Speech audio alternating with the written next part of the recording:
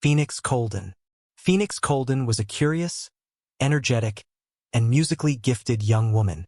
Her passion for her faith and her artistic abilities were tragically interrupted by her mysterious disappearance in December 2011, leaving everyone who knew her, both personally and through online communities, searching for answers in a sea of evidence. This is an exploration of Phoenix Colden's disappearance and the mystery surrounding the 900 block of St. Clair Avenue. Phoenix was born on May 23, 1988, to parents Gloria and Lawrence Colden.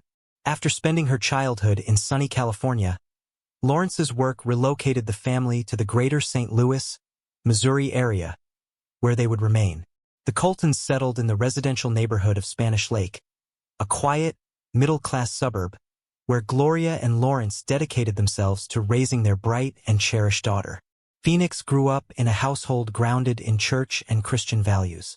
Her parents closely monitored her behavior and social interactions, ensuring she remained kind, compassionate, and respectful. Alongside these values, Phoenix developed a deep love for music and a natural talent for playing instruments. Every Saturday morning, she would practice on the family's piano, quickly falling in love with the craft and using it as a means to express herself. Phoenix spent more time at home once she entered middle school. After her parents decided that homeschooling would be a better fit than public school, Phoenix adapted without complaint. Although this decision sheltered her from a world beyond what she was used to, she never minded. Her passion for learning and academics was unmatched, and she excelled in all her subjects.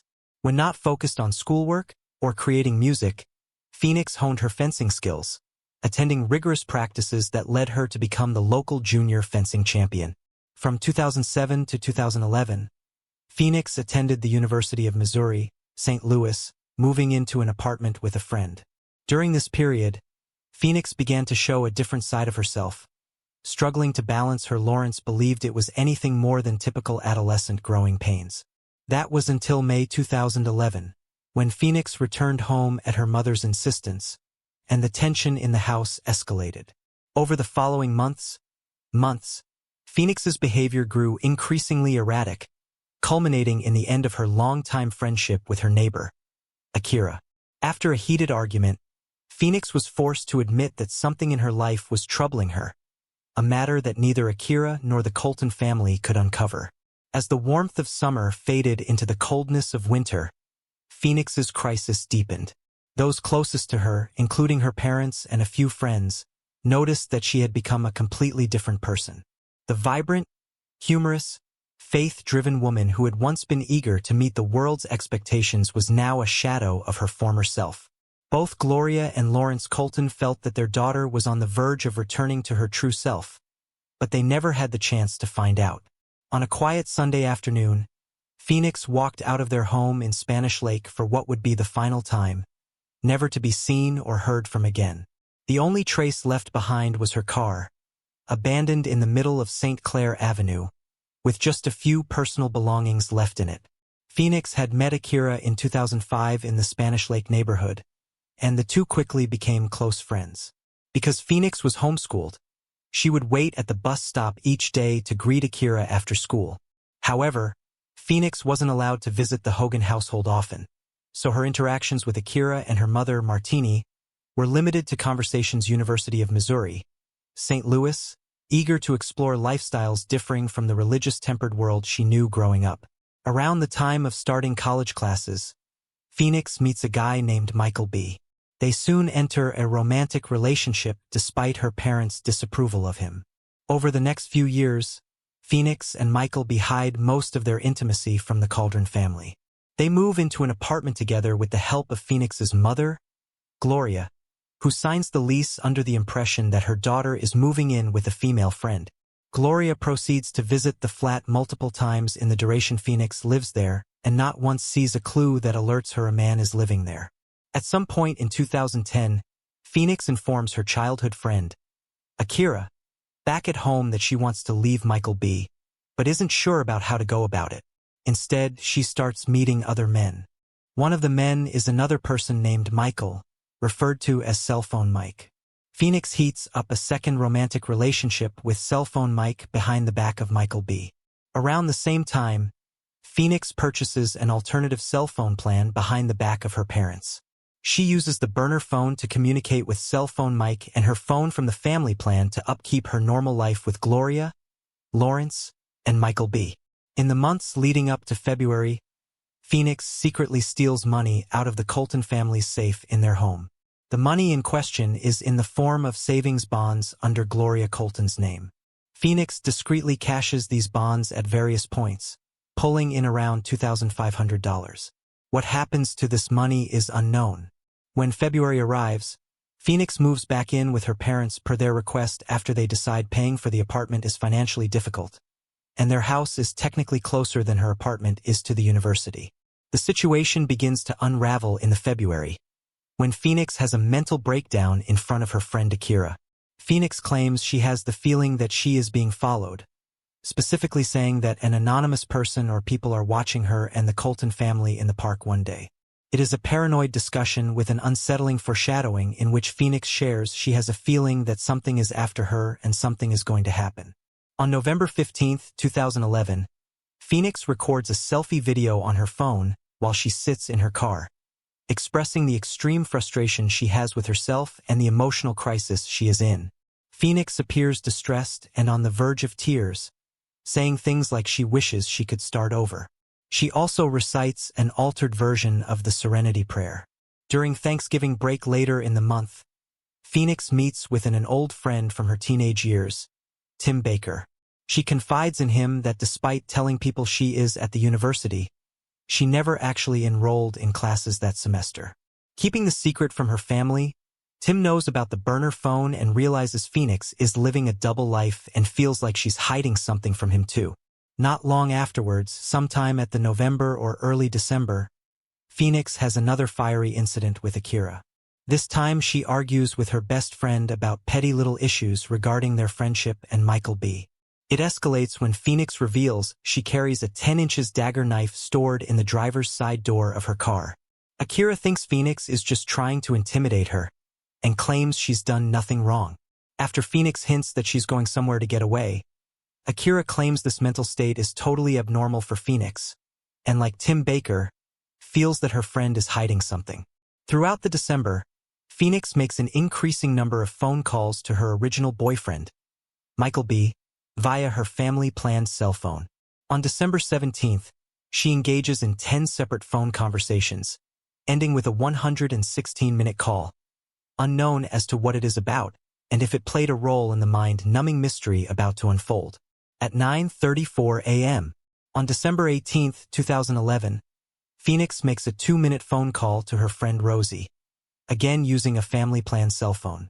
5 minutes later, at 9:41 a.m., Phoenix makes a 6-minute call to Michael B. on the same cell phone as before.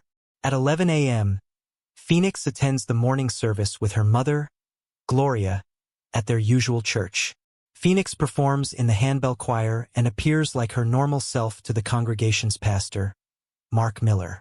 After church, Phoenix makes the last recorded cell on her family-planned cell phone to Michael B., a call that only lasts 1 minute with unknown details. Not much time passes before Phoenix and Gloria run an errand to the grocery store around 2 p.m. On the way home to Spanish Lake, Phoenix turns to Gloria and says, "Ma'am, we need to get back to the way we used to be." Gloria responds asking, "What do you mean, Phoenix?" And Phoenix says, "We just need to be more what we used to be like." Gloria figures the old version of her daughter is coming back. 5 minutes past 3 p.m. Later that afternoon, Felix walks past her father, silent yet determined. She hops into a black 1998 Chevy Blazer and backs out of the driveway. This is the last known sighting of Felix Colton.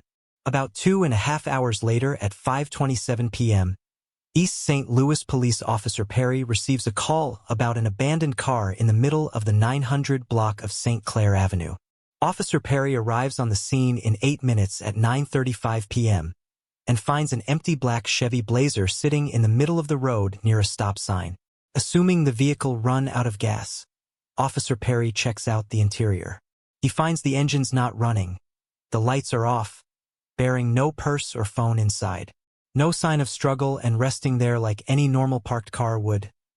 He runs the license plates to see if it comes up as a stolen car in the database, but produces no hits.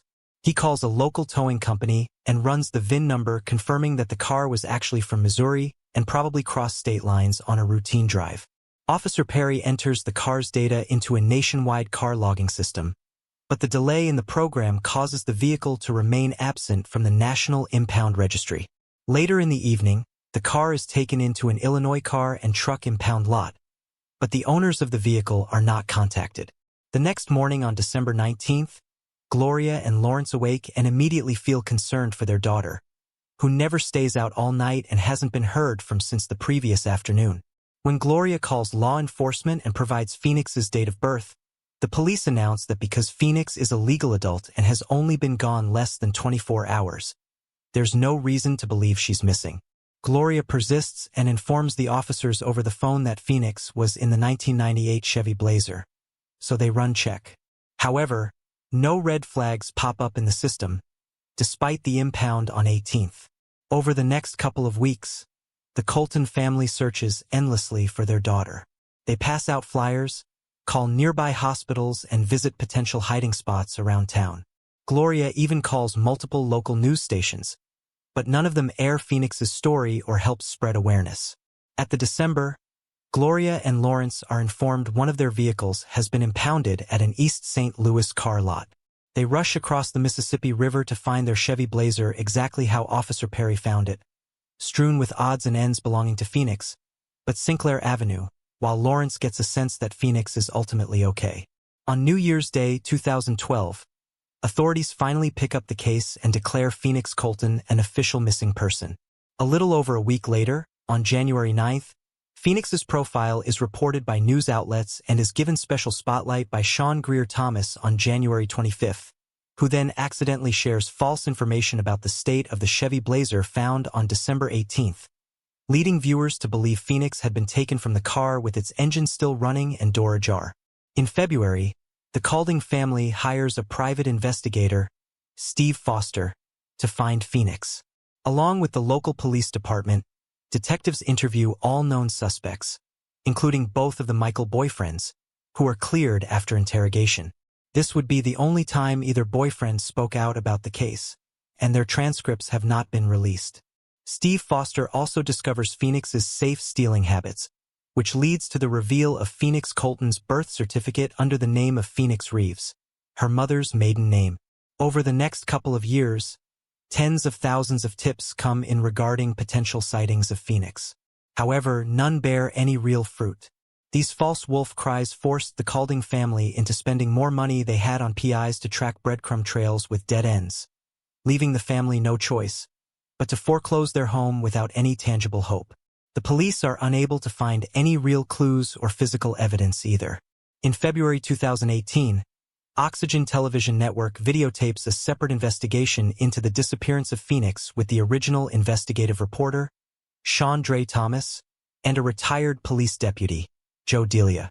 The two comb through the major points in the case and bring in a private investigator, Dean Duke, to run a detailed database analysis of the birth certificate of Phoenix. The system reveals only 4 matches in the United States. 3 of them are ruled out with complete profiles. However, one sticks out as peculiar. The final Phoenix Reeves match has no date of birth, no social security number, and no relatives. Just an address for a house in Anchorage, Alaska that was active from January to June 2012. Joe and Dean traveled to Alaska and interviewed the neighbors around the address regarding Phoenix. However, none recognize her name from her missing posters. They eventually contact the woman now living in the house that was matched in the database. But the woman says that she's been the sole owner of the place since 2002 and has never seen or heard of Phoenix, neither with the Reeves nor Colton surname. While both private investigators are convinced this suspicious profile is that of the real Phoenix Colton, they have little else to go on. This is the most recent development of the still frozen solid disappearance. When looking across the entirety of Phoenix's cold case, there are plenty of curious items that could play a major role in the investigation. The most significant piece of evidence that offers insight into Phoenix's mindset is a selfie video she recorded on November 15, 2011, just a month before her disappearance. While the full video has not been made public, several compelling quotes from Phoenix have been collected and added to the case file. In the video, she begins by mentioning that she was abandoned by an unnamed person or group. She follows with, "This is ridiculous. I just want to start over." She continues, expressing a sense of frustration. "I just feel like I can't start the new me over." After a brief pause, she adds, "I don't know. I've got to see things for what they are. Like instead of thinking about it like that, see things for what they are."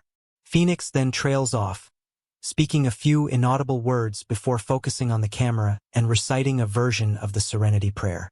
"Lord, please help me accept the things that won't change and that I won't change the things that I can't change." As the video progresses, Phoenix shares, "That's why I don't like talking to people when I'm mad or whatever, because I say stuff that I don't mean, and that's when you learn to hold your composure. I want people to take me seriously." Due to the poor sound quality and moments of mumbling, some parts of her speech are unclear. Investigators Chandra Thomas and Joe Delia brought the video to audio engineer Brian Kwaskin to enhance the audio and decipher the rest of the dialogue. After working on the audio, Kwaskin uncovers a part where Phoenix says, "I just want to be happy. I feel so stupid because I let myself go a little bit. I probably would have been in a better situation if I would have stuck with how I used to be." She then adds, "Might as well ride in the back with the cops all up in here. The only person that won't let me down is me." While it's unclear how much longer Phoenix continues her self-reflection, the video ends with her giving one final look into the camera and saying bye. Throughout the conversation she has with herself, Phoenix takes plenty of long pauses looking outside the window with a somber, agitated demeanor. Her voice is mellow, soft, and sometimes indistinguishable, yet doesn't come across as calm. Rather, Phoenix sounds as if she's truly worried about the state she is in, consciously struggling with her life in that moment compared to the good-natured lifestyle she lived in prior. It's in these moments that Phoenix herself clarifies she has been a completely different person, for better or for worse. Some investigators theorize that Phoenix references a situation that puts her in legal trouble. All that she's hanging a bad crowd of people who are pushing her to want out. Regardless, it's clear Phoenix is struggling with internal conflict, most likely as a result of external pressures. She seemed to rely on no one but herself, and her trust in the people around her is obviously deteriorating. Despite the tense atmosphere, however, Phoenix displays her sensitivity and cognitive ability to understand the world. She is attempting to decipher the present by working through the past to hopefully set up a brighter future. Sadly, though, the timing of the video and being so close to the disappearance leads all involved to believe her crisis played a major role in the events that mysteriously unfolded. In the 7 years since Phoenix's cold case has entered the public sphere, the most discussed theory revolves around a possible human trafficking incident. When her disappearance was reported, a rumor started that the 1998 Chevy Blazer driven by Phoenix was discovered on the 900 with the engine running. The lights on and the driver's side door swung open. This version of the story implies that Phoenix was most likely taken out of the car by a party and the Chevy was untouched. So who could have kidnapped Phoenix from her vehicle with sudden force? Well, it just so happens that the 900 block of St. Clair Avenue is positioned right next to the Interstate 70 highway, branded as the Human Trafficking Highway of America. Not only that, but the areas surrounding St. Clair Avenue in East St. Louis are notorious for high levels of crime, gang and drug-related activity, and human trafficking itself. Thus, multiple theories suggest Phoenix was driving in East St. Louis for whatever suspect business she had involved herself in months prior, was targeted by a group of pimps or trafficking operatives and taken away while at the stop sign and kidnapped into the underground oblivion. Human trafficking survivor Kat Summers believes the case had earmarks of usual trafficking situations, again pointing to the state of the car and degraded status of East St. Louis street life. Katie Rhodes, the founder of Healing Action, also felt like Phoenix was most likely pulled into the human trafficking sector. Although she claims Phoenix went into it with a sense of autonomy, Katie explained that pimps are master persuaders, often seducing their victims with the promise of freedom away from the control of parents. That would definitely be the case for Phoenix, who was unhappy living back at home and constantly fighting with their mother. If she was enticed to enter the realms of prostitution in exchange for independence, the pimp would have worked quickly to disorientate Phoenix and strip her personal life away. To add fuel to the fire, a woman from the local St. Louis, Mothers of Missing Children group claims that in 2017, she received a message that included a link and a picture of Phoenix associated with the suspicious escort website. However, when investigators used the link, it directed them to a fake Facebook page with Phoenix's picture in the profile image, proving to be nothing more than a cruel hoax. This wasn't the only alleged sighting of Phoenix throughout the years, though. In March of 2014, an old friend, Kelly Fraunert, reportedly sees Phoenix in a plane going home from Las Vegas. Kelly was seated on her flight during boarding and looked up, catching a glimpse of a woman who appeared to be Phoenix with a group of women staring straight ahead. Kelly called her name, to which the woman looked up immediately and asked Kelly if she looked like someone. Kelly responded with, "Yeah, you look like my friend Phoenix," but this woman kept going, never engaging with Kelly again. She was wearing a zipped-up jacket, nice jewelry, along with women all bearing the same likeness. There were 2 men in the group with them, pro football player types in the age range of 35 to 40 years old. When they landed in St. Louis, Kelly disembarked and went to Southwest Airlines service counter, saying she saw a missing person on the flight. Police came and combed through the airport, but never found the woman thought to be Phoenix or her crew members. Kelly is adamant the woman was Phoenix Colton, rating her confidence a 9 out of 10 during the Oxygen documentary series. There isn't much evidence to refute the possibility that Phoenix disappeared into the human trafficking trade due to the geographic tendencies and history of East St. Louis, yet it's hard to consider this when the state of the Chevy showed zero signs of struggle. While there were a few odds and ends strewn about the interior of the car, neither Phoenix's purse nor cell phone was found, unlike the original report stated. The car was abandoned rather than broken into, and unless Phoenix was taken somewhere, and the car was dumped afterwards, it's unlikely Phoenix was forced out. This then leads people to believe Phoenix was lured away by someone she knew and murdered. St. Louis, Missouri is a top 5 city for violent crime in America, and many sleuths point to the boyfriend situation, and Michael B. was thoroughly investigated by police and early private detectives, and all parties are convinced he is innocent. While his alibis are known, Cell Phone Mike also makes sense as a suspect. In fact, Cell Phone Mike actually had a restraining order against him by a separate ex-girlfriend, who claimed he was both emotionally and physically violent. Not only this, but during Christmas time of 2011, a week after Phoenix's appeared, the ex-girlfriend states that Cell Phone Mike took special interest in missing person cases around the area, specifically checking up on the status of Phoenix's case after authorities reported it official. When the ex-girlfriend confronted Cell Phone Mike about these interests, he said Phoenix had been a customer of the convenience store he worked at, ending with a shouting match in which he asked, "Why are you worried about someone that's dead?" The ex-girlfriend has since declared she is unsure if Cell Phone Mike was just assuming or knew for sure. Even with the 2 Michaels cleared by police, a potential murder makes sense when considering all of Phoenix's bank accounts, cell phone records, and social media posts came to an abrupt halt the day she vanished. She felt like she was being followed for months leading up to the disappearance and saw darkness on her horizon. The video she recorded stemmed from a hypothetical sticky situation in which she found herself in trouble involving the police and more than likely a larger unknown number of people. Taking it all into account, it makes sense to believe Phoenix's involvement with folks outside of her known social circle led her to illegal doings. Her use of the burner phone was used to navigate these operations, and on December 18th, she went out to resolve a dispute, ending up a homicide victim at the hands of these anonymous connections. All that being said, police are aware of the cell phone and haven't reported it as a piece connecting Phoenix to any criminal organization. And while it is possible that because the search is ongoing, law enforcement cannot unveil case details, there's just not enough observable evidence to indicate foul play is involved. There's no blood, no wanted suspects, and no DNA in the Chevy Blazer that belongs to anyone other than Phoenix, Gloria, or Lawrence Colton. Nevertheless, no theory can be completely ruled out with the bizarre events surrounding Phoenix's vanishing and life as a whole. Living 2 lives, with one being a complete mystery to the people investigators have access to, makes extracting leads and following clues unnaturally tedious and borderline impossible.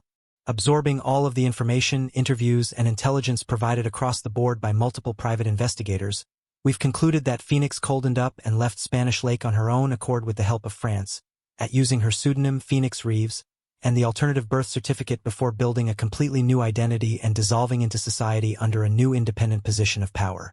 Let's discuss the abandoned Chevy Blazer. The contents of the car, mostly junk and random garments, leaving no signs of illicit activity or foul play. The collection agency notice regarding Phoenix's unpaid burner phone bill that was discovered makes people question why she would leave it behind so carelessly. But ultimately, it wouldn't matter because the phone was still under her name and easily accessible by authorities with investigative abilities. The vehicle itself looked parked and planted from sight, according to Officer Perry, and was most likely used as a decoy maneuver by Phoenix or whoever was helping her leave. Putting the Chevy in East St. Louis would make it seem like something criminal encountered Phoenix and lead searchers on a wild goose chase, when really it was more than likely camouflage. Once the car was set up, Phoenix most likely had another person drive her away or had another car at the ready. In addition, there's a chance that Interstate 70 being so close as the trafficking highway of the U.S. was merely a coincidence. In reality, it being a nearby escape route for a quick departure. It's also important to note that East St. Louis is across state lines in Illinois, which would later prove to throw a wrench in the initial search for Phoenix and the vehicle within the automobile database. The key to the maze is Phoenix's immense critical thinking skills and subtle resourcefulness. Known associates of Phoenix described her as able to make friends with just about anyone, allowing her to adapt to a variety of situations and befriend people with specific sets of services. It's not out of the realm of possibility that Phoenix met friends of France, who could assist with leaving the community and restarting an anonymous life. Now, who these suspects might be and to the degree of their craft is unknown, but Phoenix did have a head start with 2 birth certificates. Using the Phoenix Reeves document for secret plans wouldn't be tracked right away at all and would buy her precious time. She could make purchases, apply for a new social security number, and access any number of resources outside of the Golden Legacy. She was obviously smart enough to hide a cell phone plan from her family and some of her friends, and could have had any number of other phones or communication methods. Remember, she was also intermittently stealing savings bonds from her family safe moving back home, a potential method of collecting funds for her future departure. When the 2 private investigators, Joe Delia and Dean Duke, discovered the Phoenix Reeves identification address in Anchorage, Alaska, they visited the neighborhood, but came away empty-handed. Apparently, the woman who lived at the address under Phoenix Reeves owned the property during the months when Phoenix was linked to it from January to June 2012. However, this woman had never rented it out since purchasing it in 2002 and never saw anyone who looked like Phoenix during her 25-year residency. Yet, something isn't right about this anomaly. It just so happens that Phoenix Reeves' profile had 0 information points, except for an address that was dated just 1 month after Phoenix disappeared and appeared to be a sensible runaway location. Nobody in Anchorage would recognize Phoenix if she did indeed travel there to hide or plan a further identity transformation, and would serve as an excellent middle ground between the United States and starting anew in a foreign place like Japan. It also can't be ruled out that Phoenix paid off the woman who owned the house on record. Either way, we believe there's something very suspicious about Anchorage, Alaska, and concur she was definitely there at some point after her vanishing. In addition, many friends and connections to Phoenix have been less than welcoming to reporters, investigators, and anyone looking for answers. While they haven't been necessarily silent, a lot of her friends simply do not want to talk. In a sense, this could be analyzed as guilt behavior, but we feel that the guilt comes from their role in helping Phoenix, not hurting her. To pull off a feat like running away and becoming invisible, one would need help from the outside. Phoenix could have been using her new acquaintances as assistants in disappearing, including someone like Michael B. Their phone conversations increased in the weeks leading up to December 18th and ended with an abnormally long 116-minute call on December 17th. We theorized the 2-hour talk was a final discussion about the master plan, and the 1-minute call on 18th was Phoenix altering the plan's initiation, seeing as though it was her final call on the family plan phone. Again, it's possible more calls were made on the burner phone, but without those records, it cannot be stated with 100% certainty. Finally, when drawing this conclusion, we must address Phoenix's emotional and mental state at the time of December 2011. Multiple friends described Phoenix as unlike her normal self. She was agitated, displeased, and uncomfortable. Her relationship with her mother became untenable at times, ending with arguments and disputes, but various topics, as Phoenix spaced further and further away at church. Not to mention, Phoenix was constantly looking over her shoulder, regretting decisions in the past that took her down a path of present complications. Most telling of all was Phoenix's spoken wishes to start her life over, to reset her problems and return to the old version of herself. It's quite possible that she tried to do so in between November 15th December 18th, with a couple of clues hinting of such efforts. However, she couldn't shake the shadow of darkness that loomed over her. As her with Akira faltered and her paranoia grew, Phoenix became a product of an extremely strict upbringing, one that shielded her from real-world challenges and hindered her social development. She longed to expand her knowledge and experience life beyond the rigid rules set by the Colton household, but her desires were consistently dismissed by her parents. This gradually eroded her relationship with Gloria and Lawrence, ultimately making it easier for her to distance herself from the religious conservative identity everyone knew her by. Leaving, though likely not an easy choice, seemed necessary in her eyes. A way to escape the burdens that had turned life into an ongoing struggle. That being said, the case of Phoenix Colden is a deeply perplexing one, and every lead must be pursued. One of the main reasons we are sharing her story is the lack of national attention it received at the time of her disappearance in 2011 and February 2012, which resulted in valuable time lost in the search.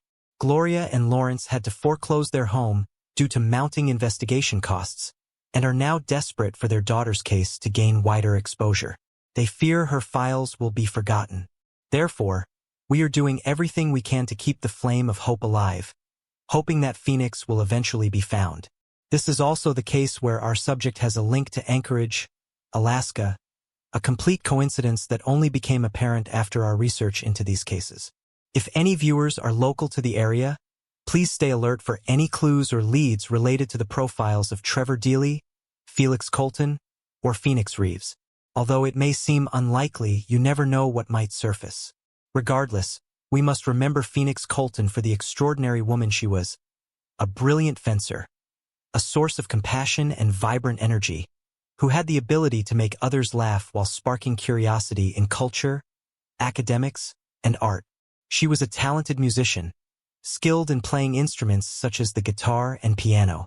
In fact, Gloria's piano remains untouched, gathering dust, waiting for the girl who expressed herself so beautifully for 23 years to return. The piano waits for Phoenix Colton, just as we continue to fight the uphill battle in solving the mystery of her disappearance and the events at St. Clair Avenue. Moving on to the next case. Dorothy Lynn. On October 27, 1997, Michigan State police officers were called to an area near Fox Farm Road in Manistee County after a report of a deceased, unclothed woman who seemed to have washed up on shore. The only clue to her identity was one earring. An autopsy concluded that the woman had drowned, and it appeared to be an accidental death.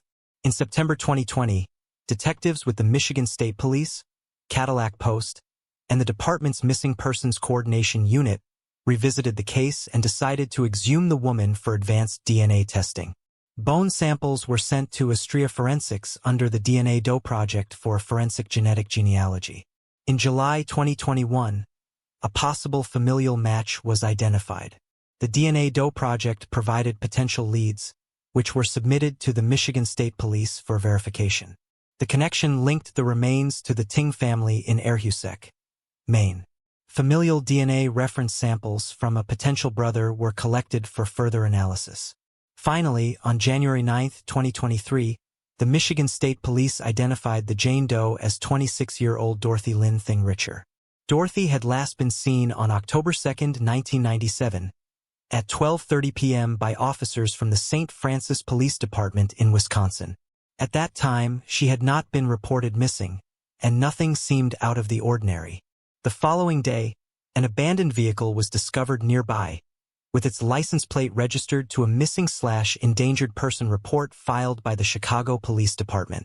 Investigators are now working to determine whether Dorothy's drowning was accidental, a suicide, or the result of foul play.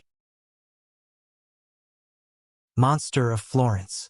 The Italian countryside is famous for its rare truffles, exquisite pasta, and fine wine. However, Nestled among the olive groves and 15th-century castles is the chilling tale of Il Maestro di Firenze, the monster of Florence, whose web of crimes remains so complex that, despite the combined efforts of both branches of Italian law enforcement and even the FBI, the killer has never been caught and may still be at large. Over the course of several decades, this deranged serial murderer stalked the rolling hills of this idyllic landscape, preying on young lovers who sought privacy within their cars, vehicles that became their final resting places.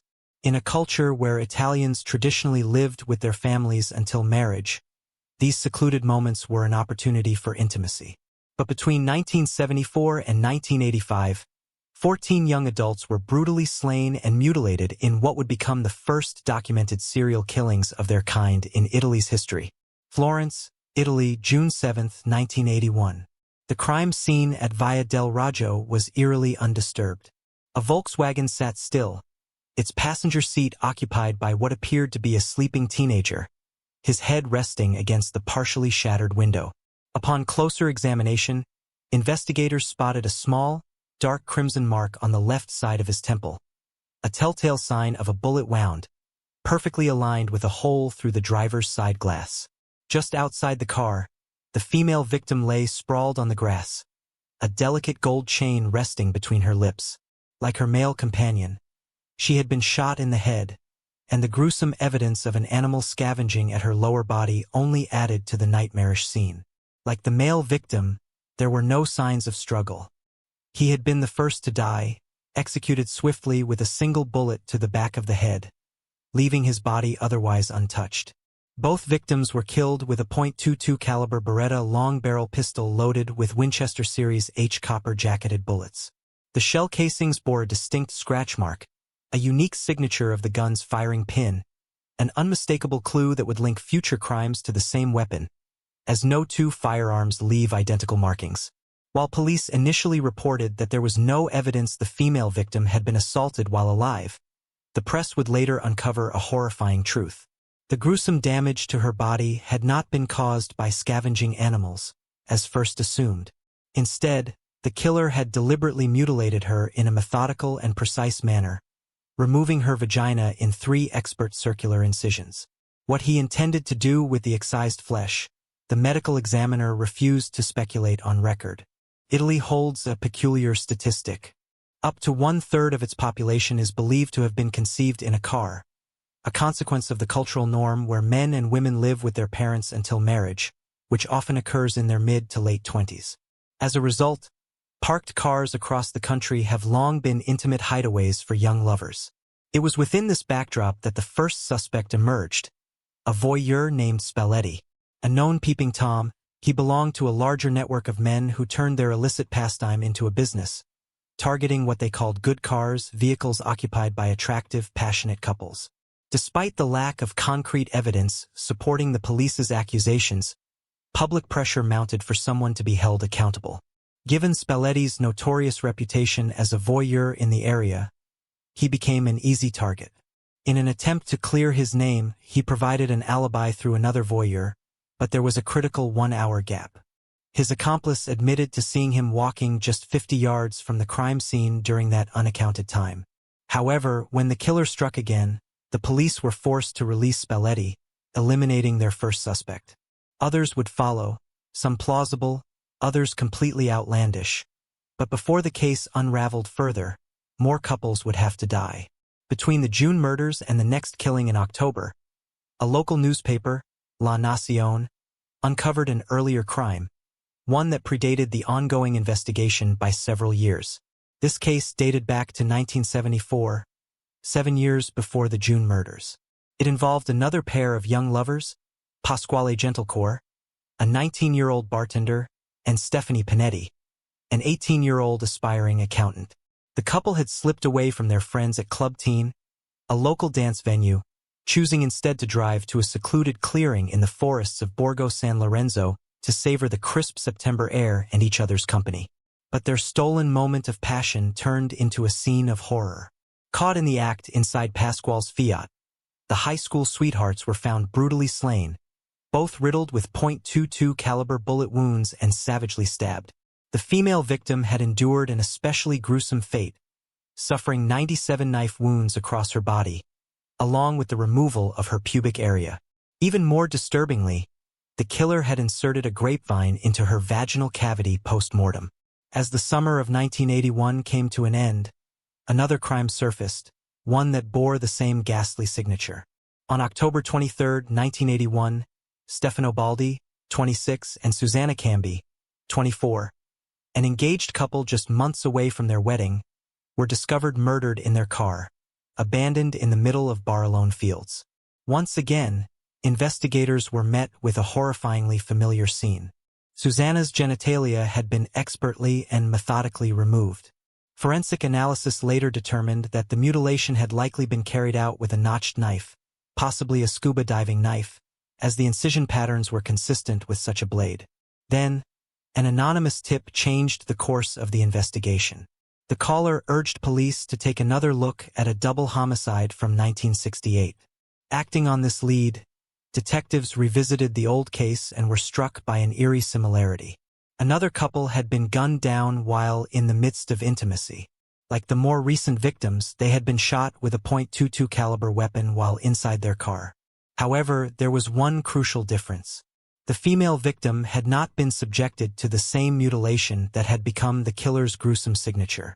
Even more baffling was the fact that someone had already confessed to the 1968 murders. The woman's husband had admitted to the killings, claiming he had caught his wife in the act of infidelity and had acted in a jealous rage. After his confession, he was sentenced and had spent his life behind bars or under strict supervision in a halfway house. Yet, with this old case now linked to the string of recent murders, investigators faced the disturbing reality. For couples all executed in their vehicles. And in every case but the first, the female victim had suffered the same chilling fate, the removal of her vagina. August, September, June, October. Whether the killer reveled in the warm summer nights or despised them, one thing was certain. For the people of Florence, summer no longer meant carefree evenings. Instead, it brought tourists, secret hillside rendezvous, and bloodshed. The next murder occurred 7 months later, marking the arrival of summer once more. On June 19, 1982, Paolo Minardi, a 22-year-old mechanic, and Antonella Megalarini, 20, were the latest victims. The couple, known by their friends as Vinaville, a nickname after a brand of superglue, were inseparable. Their bond was tragically severed in the hills of Montespertoli, where they were attacked. However, something about this killing deviated from the murderer's usual ritual. Unlike the previous cases, Antonella was not subjected to the same methodical mutilation, and Paolo, though critically injured, was left alive.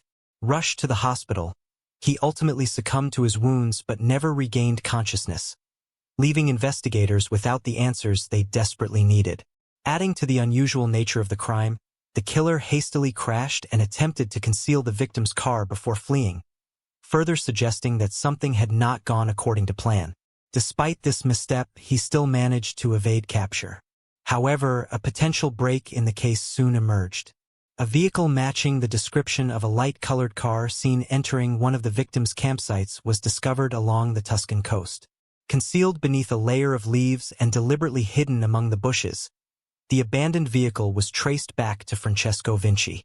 In 1982, Vinci was arrested and charged as the elusive monster of Florence. Perhaps the botched murder from earlier that year had forced the real killer into hiding, as no further victims would be claimed for the remainder of that year. However, the slayings resumed in September 1983, this time in Giogale, in yet another attack that did not entirely go according to plan. This particular case cast significant doubt on Vinci's guilt, though he remained behind bars. The 1983 victims might have initially appeared to be a heterosexual couple. The smaller man, with his slight build and long blonde hair, could easily have been mistaken for a woman in the dim light. But in reality, the pair were both male, a revelation that seemed to infuriate the murderer. Instead of following his usual ritualistic mutilations, he simply executed both men before tearing apart their gay pornography magazines and scattering the shredded pages around their campsite. Meanwhile, investigators continued pursuing their strongest lead, the 1968 murders and the man convicted for them, Stefano Mel. They were convinced he knew something crucial. Over time, Mel wavered in his account, repeatedly changing his story about who had actually pulled the trigger that night, killing his wife and her lover. However, despite the inconsistencies, one thing was becoming increasingly clear: the true monster of Florence was still out there. At times, Stefano Mele accused his brother-in-law, Piero Macchiarini, while at other times, he pointed the finger at his own brother, Giovanni Mele, claiming one of them had murdered Barbara. According to Mele, another man at the crime scene had provided the Beretta used in the killings and had taken the weapon away afterward, meaning the true perpetrator had continued the carnage long after the 1968 murders. As a result of these shifting testimonies, police arrested Piero Macchiarini and Giovanni Mele in January 1984. Investigators were convinced that both men had played a role in the 1968 murder, and if they had been in possession of the .22 caliber firearm, they could have continued the killings after Stefano Mele took the blame and was imprisoned. The arrests made headlines across Italy, with newspapers boldly declaring, "Ci sono due mostri." There are two monsters. However, the real killer remained undeterred. Having seemingly satisfied his bloodlust for the time being, he waited once again for warm nights and darkened skies. The following summer, the monster of Florence struck again, this time escalating the horror. In addition to the usual mutilation of his female victims, he introduced a new and twisted detail: the removal of the woman's left breast. On July 29, 1984, the killer claimed the lives of Claudio Stefanaxi, a law student, and Pia Gilda Rantini, an 18-year-old cheerleader and bartender.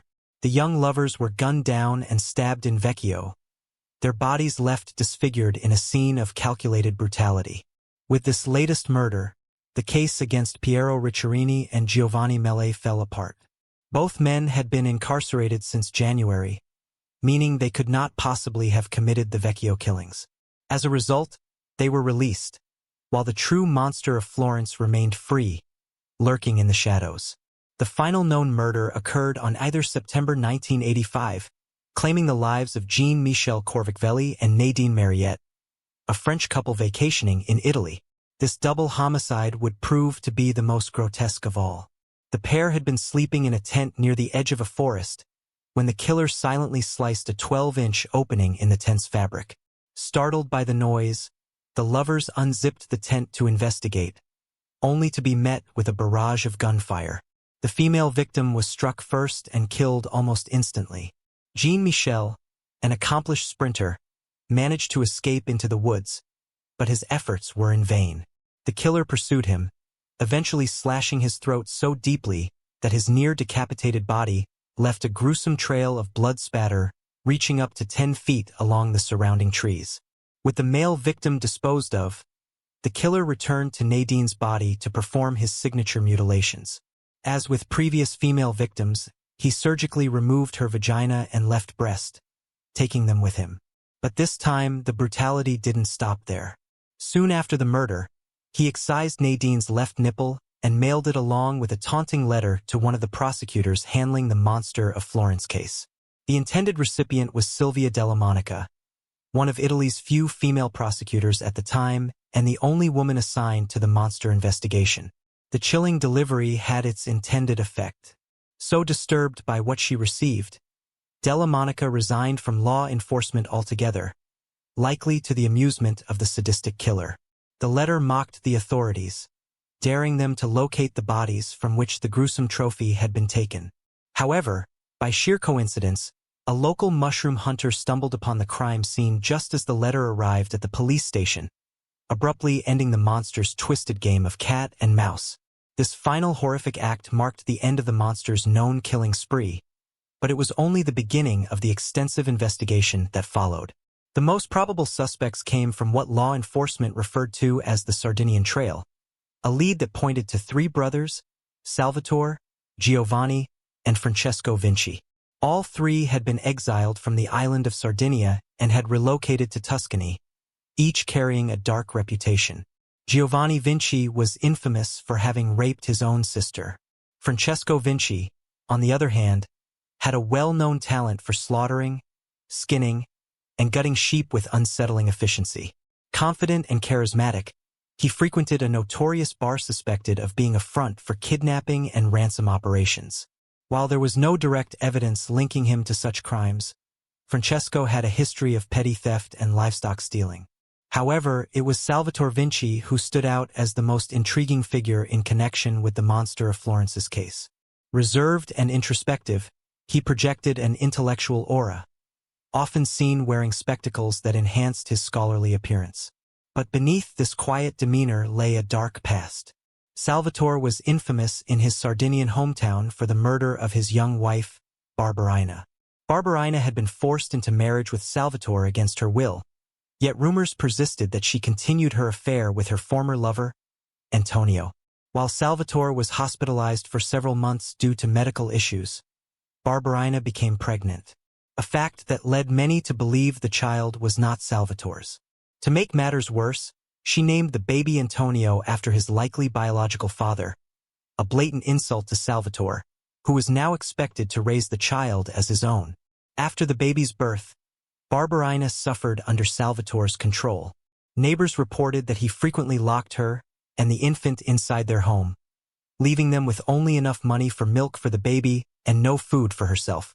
Meanwhile, he would spend his nights at a local bar, socializing with other women. On one such night, when Barbarina had no propane left to warm Antonio's bottle, she was forced to visit a neighbor's home to heat the milk. That was the last time she was seen alive. 3 hours later, Barbarina was found dead in her bed, a propane tank beside her with the nozzle open. Her body bore bruises on her neck and scratches on her face. Authorities officially ruled her death as accidental propane asphyxiation, but the circumstances were deeply suspicious. If she had to visit a neighbor's house just to warm her son's bottle due to lack of propane, how could she have died from gas exposure in her own home? Salvatore later claimed that he had witnessed his wife with another man earlier that evening, but, instead of confronting them, he ran away. He then returned with his father and brother, both of whom conveniently served as witnesses to his discovery of Barbarina's supposed suicide. Despite the neighbor's testimony that Barbarina had no propane and had to visit their home to warm her baby's bottle, police still ruled her death a suicide by gas exposure. An even more suspicious detail was overlooked. Her 1-year-old son, Antonio, who usually slept in the same room as his mother, had been moved to another room that night. This deliberate action meant that only Barbarina succumbed to the gas, further casting doubt on the official cause of death. Later, Salvatore's second wife, Rosina, would expose his dark and unsettling sexual habits. She recounted a night when Salvatore invited a married couple to stay over, which initially seemed harmless. However, she later woke to the sensation of a hand brushing against her side, only to discover Salvatore attempting to engage in sexual activity with the other man. Rather than reacting with shame at being caught, he turned violent and forced Rosina to participate in his exploits. According to Rosina, these encounters often involve both men and women, and she was coerced into becoming a pawn in his disturbing fantasies. But what haunted her the most was her concern for little Antonio Vinci, the son Barbarina had left behind. She worried that the boy, already an orphan in all but name, was far too aware of what was happening within their thin-walled home. Over time, her worst fears were confirmed. Antonio had grown unnaturally attached to her, seeing her as his only source of comfort in a house dominated by his father's depravity. And when she fled the abusive relationship, she had absolutely no legal right or guardianship to the young boy, Antonio, who tearfully stayed with his father as he again said goodbye to the only mother figure he had ever known. After Rosina ran away, Salvatore spent no time mourning her absence and picked up right where he left off even more exuberantly. Quote, "He liked to make love to me while a man did it to him from behind," recalls a former female lover. From men to women and zucchinis to eggplants, he seemed to have an insatiable sexual appetite which could overflow into violence and led him to making the acquaintance of none other than Stefano Mail, who would play a key role in this complicated and drawn-out investigation. Stefano Mail, who would later confess to and be convicted of the 1968 slaying of his wife and her lover, was described as simple and part of an old and established family. He fell in love with a poor girl named Barbara Loki, a woman who was vivacious, daring, and almost 20 years his junior, and soon they were married. Quickly, though, the bitter and abused Barbara started stealing from the established family and being boldly promiscuous, even going so far as to sneak men back to the family home. Although the older generations of Malays saw this as her causing the family much shame, the desire to be with men outside her marriage was actually at the bequest of her much older husband, Stefano, who seemed to gain pleasure at the thought of his wife being shared by another man, similarly to Salvatore Vinci. One of the sought-after men brought into the open relationship was the recently immigrated Salvatore Vinci, the Sardinian who was rumored, though this would-be swinging partner didn't know it, to have killed his own wife, similarly named Barbarino. Salvatore would be invited to share the couple's home with the stipulation that he also share the bed of Stefano Maio's wife and take her out on dates. He wined and dined her, and it was rumored that Salvatore was father of Barbara's eventual son, Natalino. But Salvatore wasn't the only Vinci brother with whom Barbara would have sexual relations. She would later move on to the youngest of the brothers, the macho gangster Francesco, having passionate fights and public makeups all over the Tuscany town. Eventually, the brothers bored her, and she moved on to another man who would end up being her last. Antonio Lobianco was the man with which she had gone too far. For now, she had stolen not only the hearts of the two Vinci brothers Salvatore and Francesco, but also stolen the heart of her husband, Stefano Maio, and his family money, and caused much shame to the family name. On a warm summer's night in August of 1968, Barbara and Antonio were engaging in love-making after attending a movie whilst Barbara and Mele's son, Natalino, was sleeping in the back of the car. Ambushed, the lovers were shot just over the head of the 6-year-old boy, who awoke to the flashes of the muzzle and cowered in horror as his mother was shot 4 times and her lover shot 3. Natalino was removed from the car as his own father wasn't going to let him sit in a car with his dead mother and her lover bleeding out until he was found, and his father dropped him off at a neighbor's house where he placed him on the doorstep to ring the bell and then ran off, leaving the boy to cry on the steps and tell the neighbor, "Open the door and let me in. I'm sleepy and my daddy is sick in bed. Then you have to drive me home because mommy and my uncle are dead in their car." Natalino, in an obvious result of witness tampering by his own father and uncles, which is what he called the men his mother was openly sleeping with, as he was never able to conclusively say to this day just exactly who of the clan of the men was guilty of the murder. Later, after confessing, some believed falsely Stefano Maio, who didn't have her drive a car, would continue to change his story in regards to who provided the gun and who drove him from the scene. Mel admitted to planning and enacting the murder, but then later, upon being pressed, said it was in fact Salvatore Vinci, who was enraged after Barbara left him for his brother Francesco Vinci. When pressed for a motive, Mele insisted that Salvatore had ominously replied after finding out about Barbara's affair with his own brother and being asked to repay some money he had borrowed from Mele. "I'll kill your wife for you. That will even up the debt." But later, Mele reverted back to his original confession that he was the sole murderer. Upon harsher interrogation, Mele went back to insisting that it was indeed Salvatore Vinci who had planned and executed the murders, as he was, quote, the only one with a car, and that he was the one with the .22 Beretta. But when investigators brought Salvatore in for questioning, the two suspects met face to face, and Salvatore Vinci gave Stefano Maio a stare so meaningful that Maio was caused to burst into tears and retract everything he had previously said, again claiming full responsibility for the double homicide. Later, it would be discovered that the meaningful look Salvatore had given Mel was an unspoken threat. He knew Mel was a closet homosexual and encouraged Barbara to seek out men for the sharing. Stefano lusted and pursued male lovers for Barbara so that he could partake in the lovemaking sessions under the guise of being part of a larger ring of swingers, people who have intramarital relationships with the permission or encouragement of their spouses. It would be brought to light that Mel had an extreme fear of Francesco and Salvatore outing him. He was terrified his scandalous secret homosexuality would come out as he traded his freedom for Salvatore's silence. Being unveiled as gay at the time was enough of a fear for Stefano to take the fall for the murder of which he certainly had not acted alone and serve his sentence, and later lifetime probation in a dingy halfway house silently and without further protests of innocence while the actual monster was freed to roam the countryside. Mele later died of natural causes without ever revealing any helpful information as to the true identity of the monster. After the third murder set the peeping Tom free, both Salvatore Vinci and his brother Francesco Vinci would be taken in and questioned for being the monster. But each time a new brother was brought in, A subsequent murder cleared him as being the lone killer, which some people interpreted as evidence of a larger group of clandestine murderers and not just a lone wolf as police originally thought.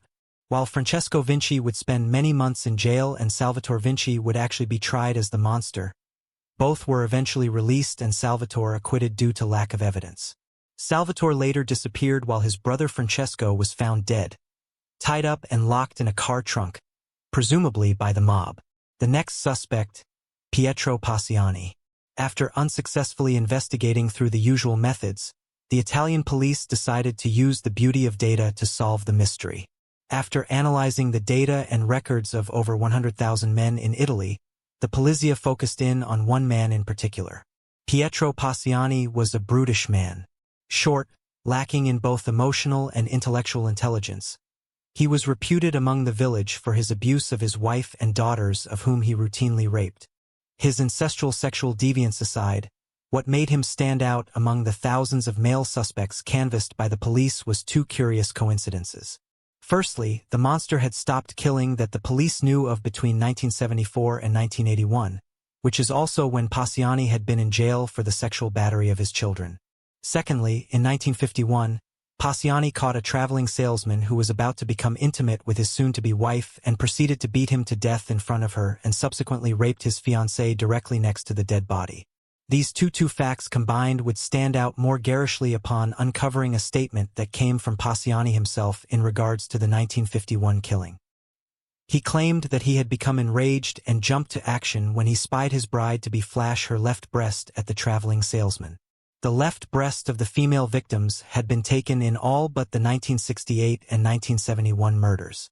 Passiani was arrested in 1993, and a 12-day search of his home would yield two things. 1. A reproduction of Botticelli's Primavera that showed, in part, a nymph flowers, to which the police would interpret as being appositionally similar to the placing of the gold necklace in the mouth of the 1971 female victim. Police also supposedly uncovered a .22 bullet, which may have been planted by police as it was found by an upper-level investigator who was seemingly needlessly going over a portion of the land which had already been searched for the past 10 days. A policeman who worked on the scene would later speculate off the record that he believed his chief inspector planted the bullet at the scene. Also found at his home was a small, insignificant scrap of cloth, which was dutifully catalogued into evidence, but would later conveniently place a portion of a .22 Beretta gun found wrapped in the same cloth of which they supposedly found a piece earlier at the house of Passiani. The part of the gun found in the cloth was only a portion of the .22 gun and therefore, conveniently unidentifiable, as was the bullet, and led to no conclusive connection of the monster killings. As an expert later testified, the bullet could conceivably have been inside the monster's gun and then ejected prior to firing.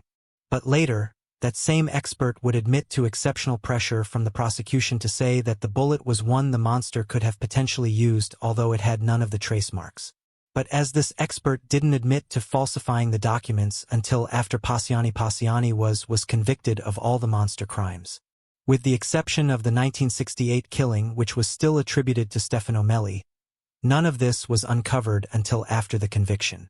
Despite the fact that there was nothing but circumstantial evidence against Passiani, the painting of the nymph, the unused bullet, the untraceable gun parts, and the coincidental jail sentence that kept Passiani off the streets at the same interval that no new killings took place, the public was eager to leave the monster case behind them and get back to the hillside antics for which the country was wanted to do. And Passiani was mostly convicted in the court of public opinion as well as by the courts themselves. Most famously, Passiani cried out at his trial, "I am a sweet little lamb. I am out here like Christ on the cross."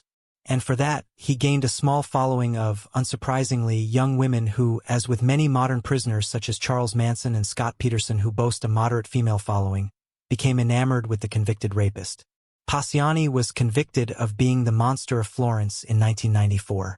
In 1996, after a lengthy appeal, which, luckily for the truth, involved none of the players of the original investigation and led the appeals prosecutor to, instead of arguing to uphold the conviction, fervently disavowed the prior investigation as a quote Pink Panther-like and darkly comedic twisted affair. Passiani was acquitted of all charges and was about to walk a free man when a chief inspector paraded into the courtroom saying he had 4 eyewitnesses that actually saw Passiani committing the crimes.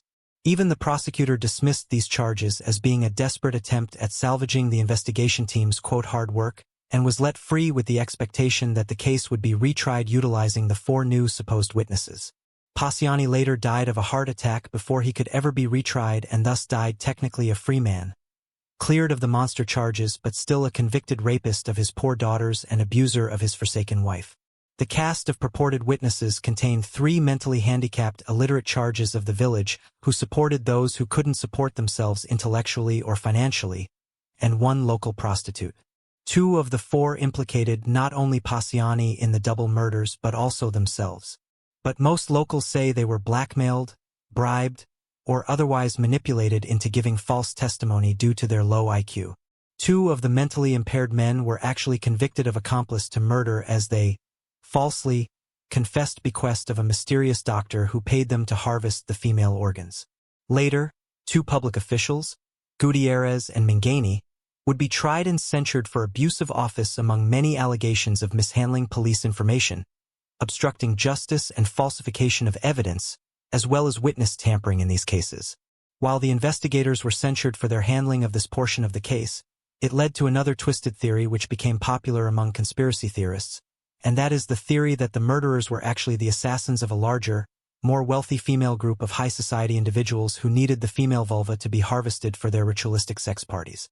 The Hollywood-esque images of eyes wide shut mass sex balls and group copulations was too much for the press, which ran with the secret sex society angle, theorizing that the doctor that one of the mentally slow witnesses mentioned was evidence that the people in this circle were of a high social standing.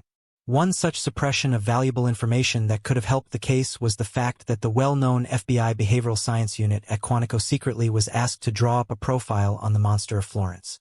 But that profile was not shared with all the investigating parties, withholding valuable information. The behavioral analysts at the FBI produced a document, which portrayed the killer as an upper-middle-class loner who had little contact or success with women.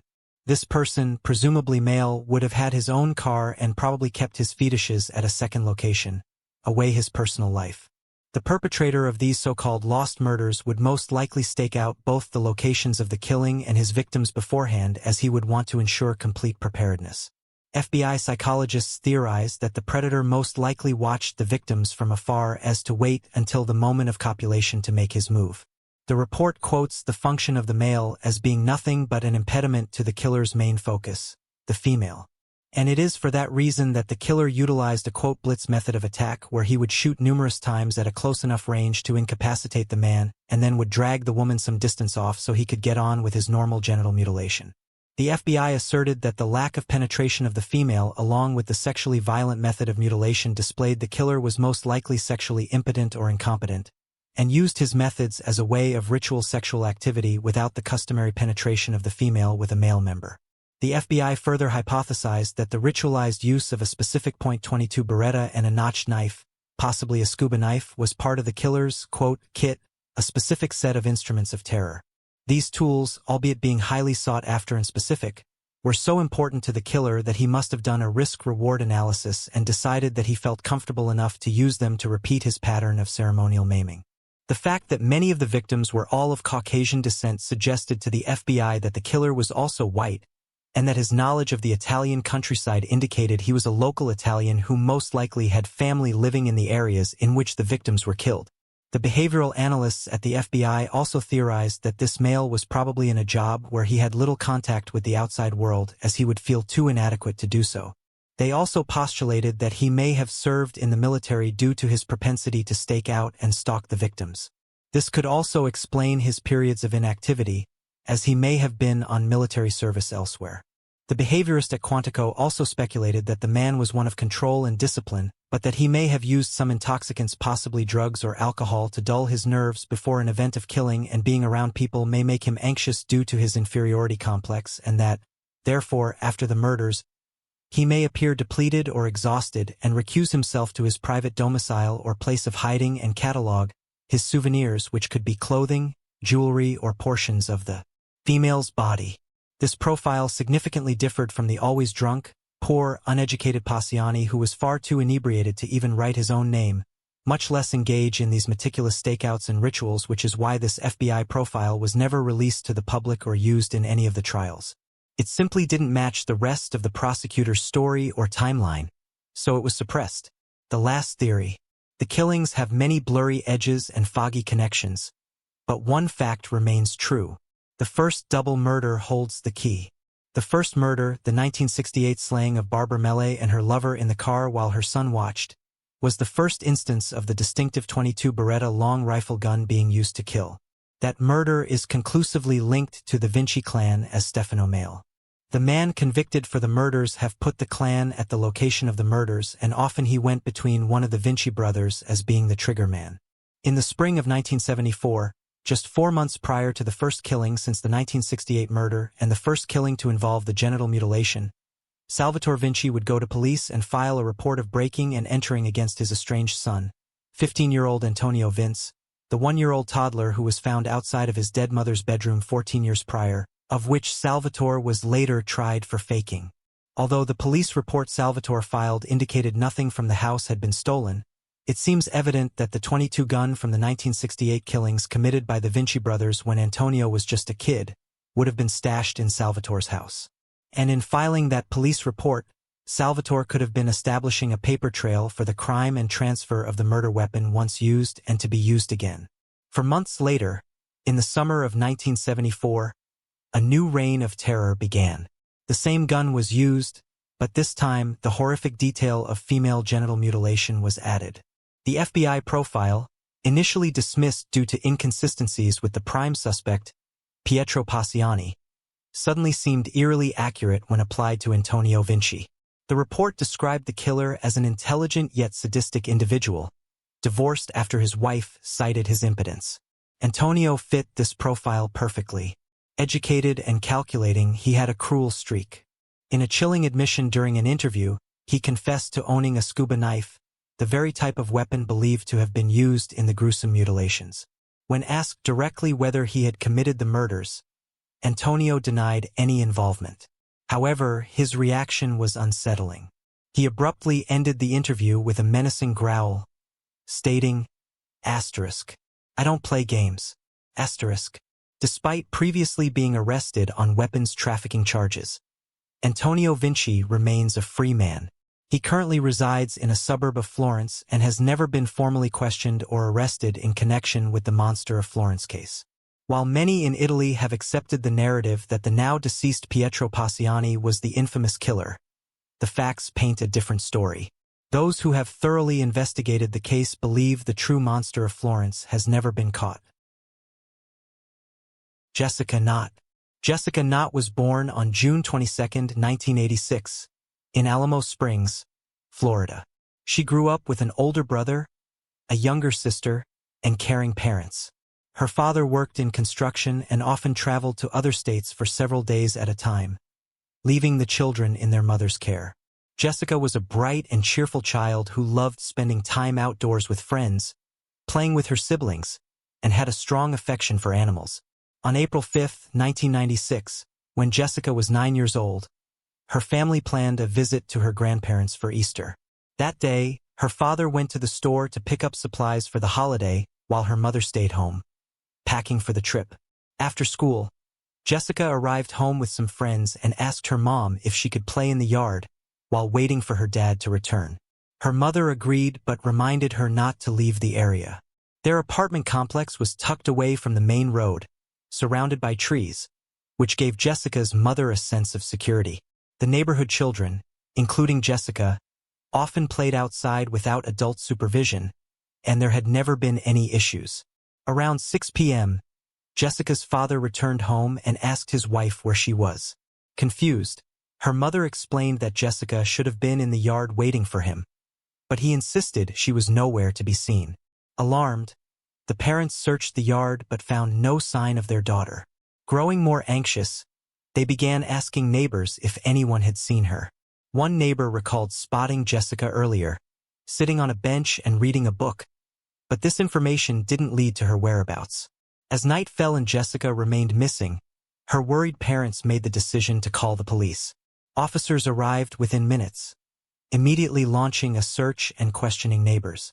Despite their efforts, Jessica was nowhere to be found, prompting police to widen the search area to nearby streets.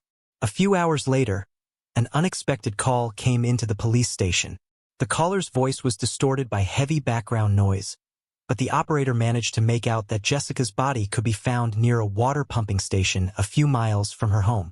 Rushing to the location, officers discovered a trash bag lying just a few yards from the road. The pumping station was positioned beneath a bridge, making it impossible to spot from above. Nearby, they found a few magazines and a child's mirror. Police quickly confirmed the victim was Jessica Knott and transferred her body to medical examiners. Meanwhile, investigators turned their attention to the 911 call, believing it had come directly from the killer. They hoped tracing it would lead them to the person responsible. However, investigators faced an immediate challenge. The call had been made from a payphone at a gas station less than a mile from the crime scene. By the time officers arrived, the perpetrator was long gone. Detectives attempted to lift fingerprints from the phone, but it proved difficult. As a public payphone, it likely held prints from numerous people. Additionally, they suspected the killer had either wiped it clean or used gloves. Experts determined that Jessica had been killed elsewhere and then transported to the water pumping station. Disturbed dirt in front of the facility suggested that the perpetrator had dragged a trash bag from a vehicle and pulled it across the ground. Jessica's clothing remained intact except for a missing shoe, which was neither inside the bag nor anywhere nearby. The only potential clue at the crime scene was a tire track imprinted in the dirt. While investigators couldn't confirm whether it belonged to the killer's vehicle, they photographed it and made a cast for further analysis.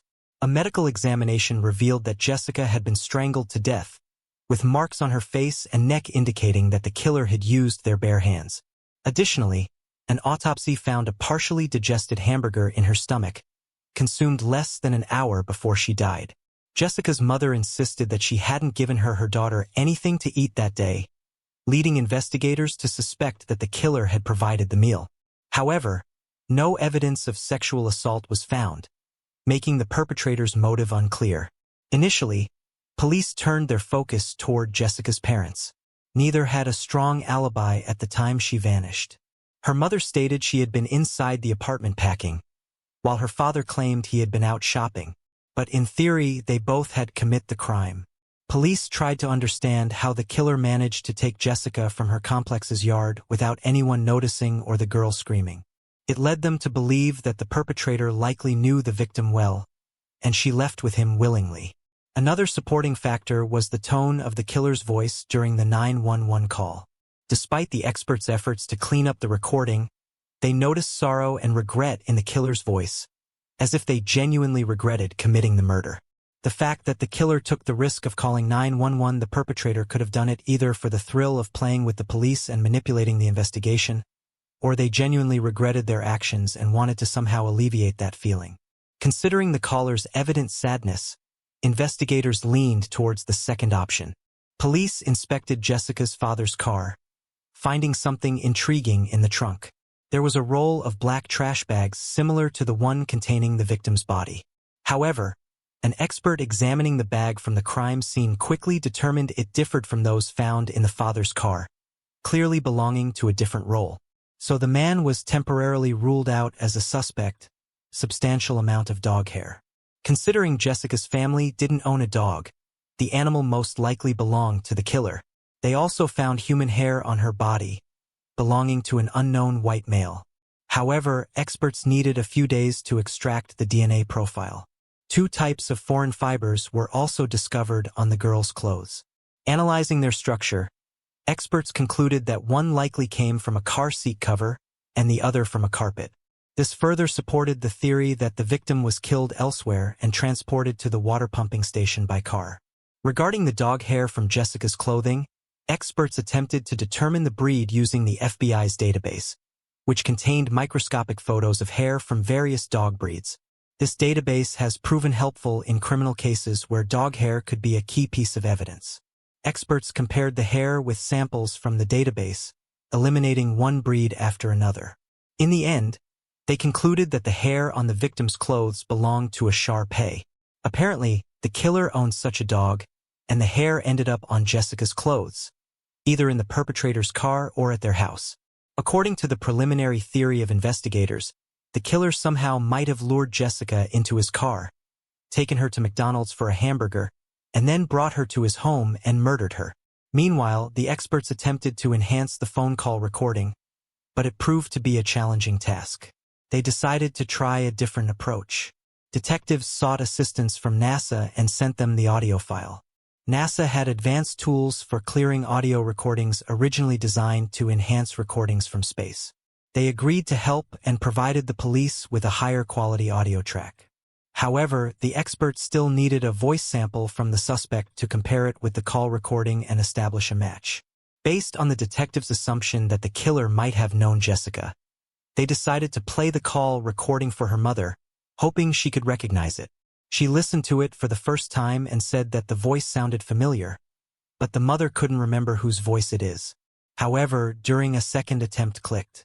She recognized the voice as their neighbor who lived in the same complex.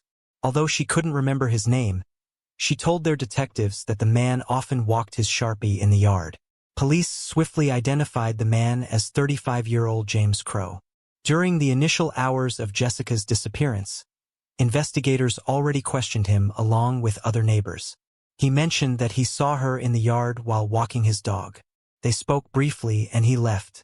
Detectives dug into his background and found that Crow had no criminal history. He lived with his wife, who was a nurse. The man was a former truck driver, currently unemployed. He spent most of his time strolling the streets with his Shar-Pei, named Pumpkin.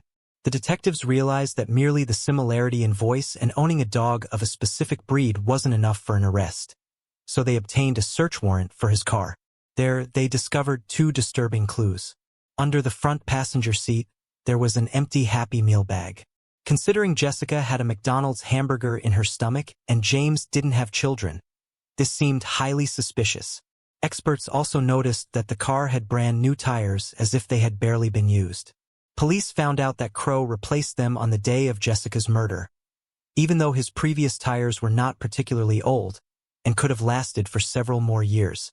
Crow claimed to have left the old tires at a car service, which was quite unusual considering they were not old at all. So the police headed to this service building. By the time they arrived, there was only one tire from James' car left. They compared its tread pattern from what was found near the body, but detectives faced an unexpected twist. They didn't match. However, they initially weren't 100% sure that the tire mark on the ground was left by the killer's car and not some other vehicle. For example, maintenance staff regularly visited the building, and this tire mark could have belonged to their vehicle. The police also searched James' apartment where they found a new lead. There was a box containing several rolls of trash bags matching the size and color of the one found on the victim's body. Obviously, this couldn't be considered strong evidence, so detectives had to figure out if there was a way to establish that the bags had come from the same roll. At first glance, this task seemed impossible. The bags themselves had no markings or distinctive features, and there were hundreds of manufacturers of such products. But even the detectives were soon surprised by the creativity they could display in such a complex challenge. They contacted Noel Roberts, the man responsible for quality control at the company that produced the bags found in the suspect's apartment. At first, he identified the specific where the bags were produced. There was a special code on the cardboard box containing the rolls, indicating that the product was made at a facility in Virginia. The expert then explained that a tiny amount of iron or titanium is included in the composition of the bags depending on their color. Considering that the factory produces bags of various colors, the materials in the production are constantly changing. The ratio of plastic to iron or titanium literally changes daily since such tiny amounts cannot be measured with 100% accuracy, and there's no need to do that. In other words, experts could take bags from the suspect's apartment and the crime scene, measure the presence of the elements in the plastic using high-intensity X-rays and get a very precise ratio. Through this analysis, they found that the ratio of iron and titanium to plastic in both bags was absolutely identical, indicating that they were manufactured on the same day and should belong to the same batch. But that's not all. During the production of trash bags, a small amount of microscopic debris ends up on the machines, which is acceptable within production standards. However, this results in small streaks visible to the naked eye when the plastic sheets, later cut into bags, are rolled out. These streaks are present on every bag in large amounts, forming a unique pattern for each roll of fabric. The debris particles on the conveyor belt are constantly moving, falling off, and being replaced by new ones, so the pattern of similar streaks is preserved for a maximum of a few 100 feet of fabric. This means that it can be understood from this pattern that two different bags were not just made within the same batch but within a few hours of each other. Experts compared the bags from the suspect's apartment and the crime scene, and the lines on them matched with astonishing precision. But that's not all. The experts also explained that after the bags are manufactured, they are rolled into a bundle using a machine, which often does this somewhat unevenly. But if you don't look closely, these deviations are almost imperceivable and the rolls appear smooth. However, examining the edges of the bags reveals tiny folds and creases, forming a similarly unique pattern, as with the streaks. In the end, the experts compared the bags again and found that the pattern on the bags from James' apartment matched the one from the crime scene. Considering all of this, they concluded that the bag used by the killer was not just produced by the same company, but was manufactured within a range of almost 17 boxes apart. This meant that with a high degree of probability, the perpetrator took the bag from one of the rolls in James' apartment. Forensic analysts also compared the two types of fibers found on Jessica's clothing with the carpet in the suspect's apartment and the covers of his car seats. Both samples matched. Finally, a sound expert compared the 911 call recording with a voice sample from James and concluded that the voice belonged to the same person. Despite the incredible work done by the experts, detectives faced one major problem. All this fell into the realm of circumstantial evidence, but they were confident in James' involvement and decided to arrest him. The man was taken into custody, and the prosecution announced its intent to seek the death penalty. Considering that Crow Dog and all the local kids knew him well since they never missed a dog, and all the local kids knew him well since they never missed a chance to play with Pumpkin. As a result, they trusted him, and Jessica was no exception. According to the police version, on that day, James noticed her alone on a bench while walking his dog and started a conversation. He offered to take her to McDonald's, promising to buy her a hamburger, and Jessica agreed because she knew him well. After the restaurant, he presumably took her back to the apartment complex and invited her to his place. Perhaps he offered her to play with Pumpkin. His wife was at work, and the presence of carpet fibers from his living room on Jessica's clothes indicated that she was there on the day of her death. According to investigators, James might have attempted to assault the girl, but something went wrong. Based on the forensic report, the perpetrator not only strangled the victim with his bare hands, but also pressed his palm against her face. Perhaps Jessica tried to scream, so he panicked and attacked her. After the girl passed away, he placed her in a garbage bag to transport the body to his car without arousing suspicion from the neighbors. He drove a few miles and left during preliminary hearings. James' lawyers attempted to challenge all available evidence, arguing that there were no solid proof of their client's guilt. Despite the fact that the judge accepted it, the defense was right. In cases involving the death penalty, the standards for evidence are much higher. And in James' case, there was a significant chance of avoiding this sentence. In light of these circumstances, a plea deal was proposed to the suspect. Under the terms of the deal, he would admit guilt to second-degree murder and receive a 40-prison-year sentence without parole, thus avoiding the death penalty. In the summer of '98, 2 years after the murder, James agreed to the deal. He wasn't required to disclose any details of the crime by its terms. However, he mentioned that part of his decision was to spare Jessica's family and save them from going through the trial. Prosecutors argued that the perpetrator displayed genuine remorse, pointing to his 911 call as evidence. The motive behind the call remained unclear, but the most plausible explanation was that James had been overcome with guilt and wanted to ease his conscience after committing such a horrific crime. Jessica's parents were deeply dissatisfied with the plea deal, as they had hoped for a death sentence. They also wanted James to provide a full confession, but he remained silent. However, he never completed his sentence. In November 2011, at the age of 49, James passed away due to health complications, taking the truth about his actions and motives with him to the grave. Jessica's case stood out due to the extraordinary forensic work involved. The amount of information investigators gathered from something as simple as a garbage bag even astonished the presiding judge, who admitted he had never encountered such evidence in his career. Moving on to the next case. April Jones case. 5-year-old April Jones disappeared in October 2012 from the quiet town of Machynlleth, Wales. What began as a typical evening quickly turned into a desperate search effort, leading to one of the largest missing person investigations in UK history. April Sue Lynn Jones, born on April 4, 2007, was deeply loved by her parents, who prioritized her safety above all else. She grew up in a caring and protective home where she felt secure. On October 1, 2012, April attended a swimming lesson at a local leisure center, while her parents attended a parent-teacher evening at her school. After finishing her lesson, April invited a 5-year-old school friend over to her home to watch the animated movie Tangled. As the evening progressed, she asked her parents for permission to play outside with her friend, despite the late hour. Though initially reluctant, her parents eventually agreed, with her mother, Coral, reminding the girls not to stay out too long. Around 7 p.m., April was last seen by her parents, riding her small pink bicycle in the neighborhood. When more time passed than expected and she hadn't returned, Coral became increasingly worried. After 20 minutes of searching with no sign of April, Coral's worry intensified, leading her to call 999 at 7:30 p.m. to report her daughter missing. The police responded swiftly, dispatching officers to the scene almost immediately. Upon arrival, the first officer spoke with a young witness who shared a startling detail. April had been seen getting into a grave and just before she disappeared.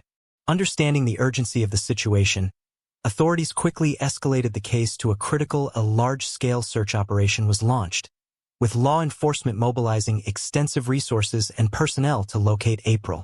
Their efforts were soon reinforced by the community, as hundreds of local residents, many alerted through social media, joined the frantic search.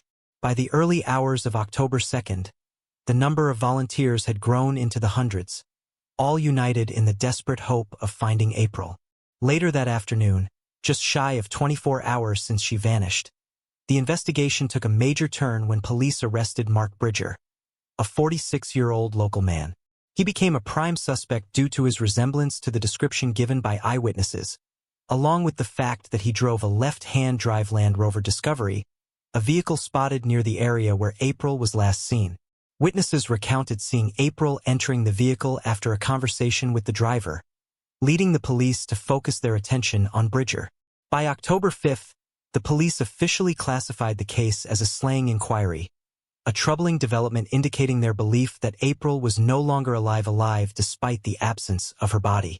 The following day, Bridger faced charges of abduction, slaying, and attempting to pervert the course of justice. He made his first court appearance before magistrates in Aberystwyth on October 8th, where he was also charged with the unlawful concealment and disposal of a body. Bridger was subsequently remanded into custody at HMP Manchester, awaiting a video link appearance at Carnarvon Crown Court on October 10th. As the investigation unfolded, the police announced on December 12th that the search for April would extend into February 2013, indicating the determination to uncover the truth behind her disappearance. On January 14, 2013, Bridger pleaded not guilty to the charge during a court hearing at Mold Crown Court. However, in a contradictory statement, he acknowledged that he was probably responsible for her demise. This raised questions about the circumstances surrounding her disappearance. The trial was initially set to commence on February 25th, but was adjourned until April 29th at the request of Bridger's defense team, who sought additional time for inquiries.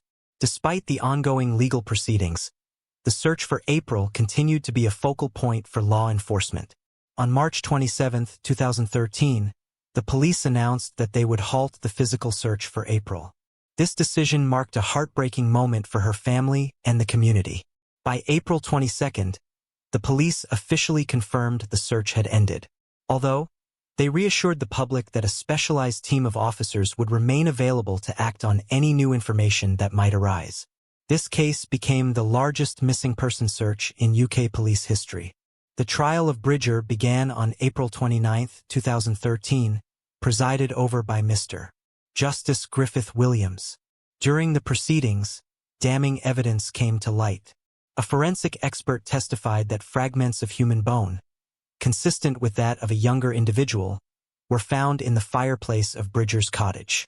Blood samples collected from various areas within the home matched April's DNA, leading investigators to conclude that she had sustained injuries from which she could not have survived. This pivotal evidence prompted the Crown Prosecution Service to charge Bridger with slaying. In his defense, Bridger offered a shocking account, claiming that he had accidentally run over April with his vehicle and could not remember disposing of her body due to intoxication and panic. This explanation, however, was met with skepticism by the court. On May 29th, the judge concluded his summation and instructed the jury to deliberate on their verdict. The following day, on May 30th, Bridger was found guilty of abduction, slaying, and perverting the course of justice. The judge delivered a scathing rebuke, describing Bridger as a pathological liar and a pedophile, before sentencing him to life imprisonment with a whole life order. After the verdict, unsettling details emerged regarding Bridger's confessions made to the prison chaplain. He claimed to have discarded April's body in the fast-flowing Avendolas, a river adjacent to his home that ultimately flows into the River Dufee near Mahondlath. However, the police expressed skepticism about Bridger's assertions, suspecting that he had instead scattered April's remains throughout the nearby countryside, thus denying her family the closure they desperately sought. In July 2013, just weeks after beginning his life sentence, Bridger was violently attacked by a fellow inmate armed with an improvised weapon. He suffered injuries to his face and throat that required stitches. The incident highlighted the intense animosity toward him, as he remained a highly controversial figure even behind bars. Later that year, in December, Bridger attempted to appeal his whole life sentence but ultimately withdrew the request a month later, just days before the scheduled hearing. April's case had left an enduring impact on both her family and the tight-knit community of Mackinac. Though April's body was never recovered, investigators found 17 bone fragments in the fireplace of Bridger's cottage. On September 26, 2013, a funeral service was held in her honor, bringing the community together in grief to remember the beloved young girl. Era Gambarijo. A girl left the gym to walk home, just a few 100 yards away, but she never arrived, triggering an extensive police search. Over time, the case became one of the most infamous in modern Italian history, leaving millions stunned. No one could have predicted that the twists and turns would rival a detective movie, or that such a tragedy could unfold in real life. Yara Gambarijo was born on May 21, 1997, in a small Italian town called Brembate di Sopra. Located near Milan, the town has a population of just over 7,000 and is known for its quiet atmosphere, historic architecture, and scenic beauty. Yara's family had deep roots in the town. She grew up with caring parents, an older sister, and 2 younger brothers. Yara loved her hometown, attended the local school, had many friends, and was passionate about gymnastics. A large sports center stood only a few 100 yards from her home, and she visited it regularly. On November 26-30, when Yara was 13 years old, she planned to make a quick stop at the gym to return a stereo to her coach. Around 5:15 p.m., she said goodbye to her parents and left, mentioning she'd be back in about an hour. Despite her age, Yara's parents weren't worried about her going out alone. Their town was considered very safe, and the gym was only a few minutes away. However, as the evening went on and Yara didn't return, their concern began to grow. By 7 p.m., Yara still hadn't come home, which was unusual for her. At 7:11 p.m., her mother tried calling her, but the call went straight to voicemail. Alarmed, her parents quickly contacted the police.